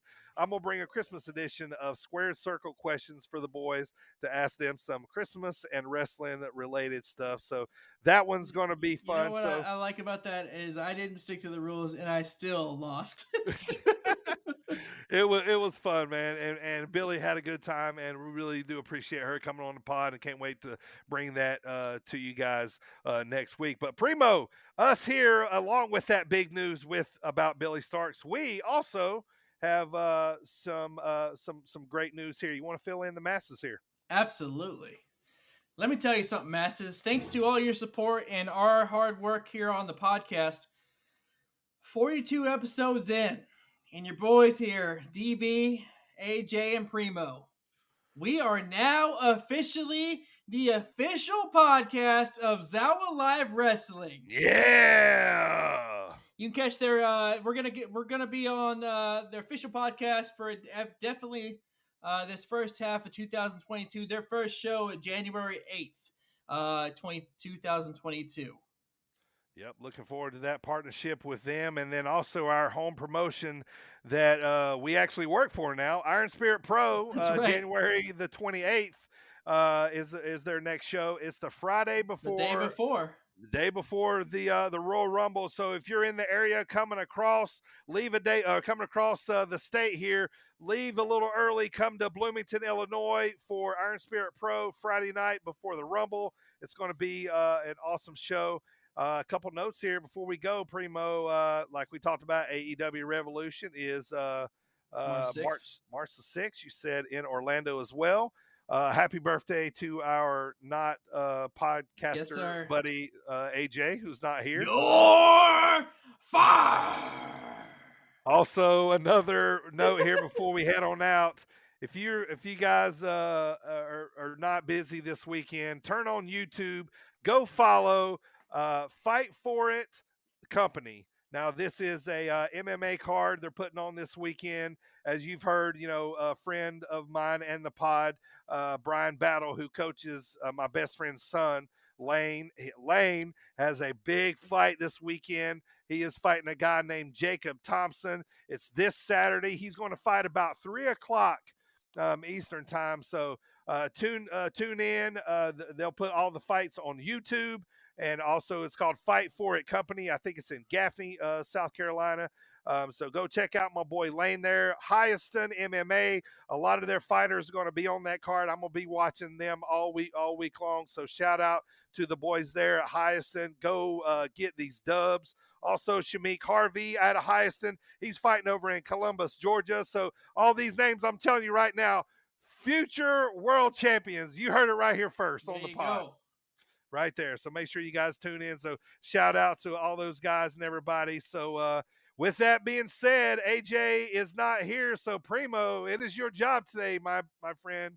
If you think you are up to the task, you get to take us home today, brother. Well, in the great words of the master of the forearm short. Grab them cakes.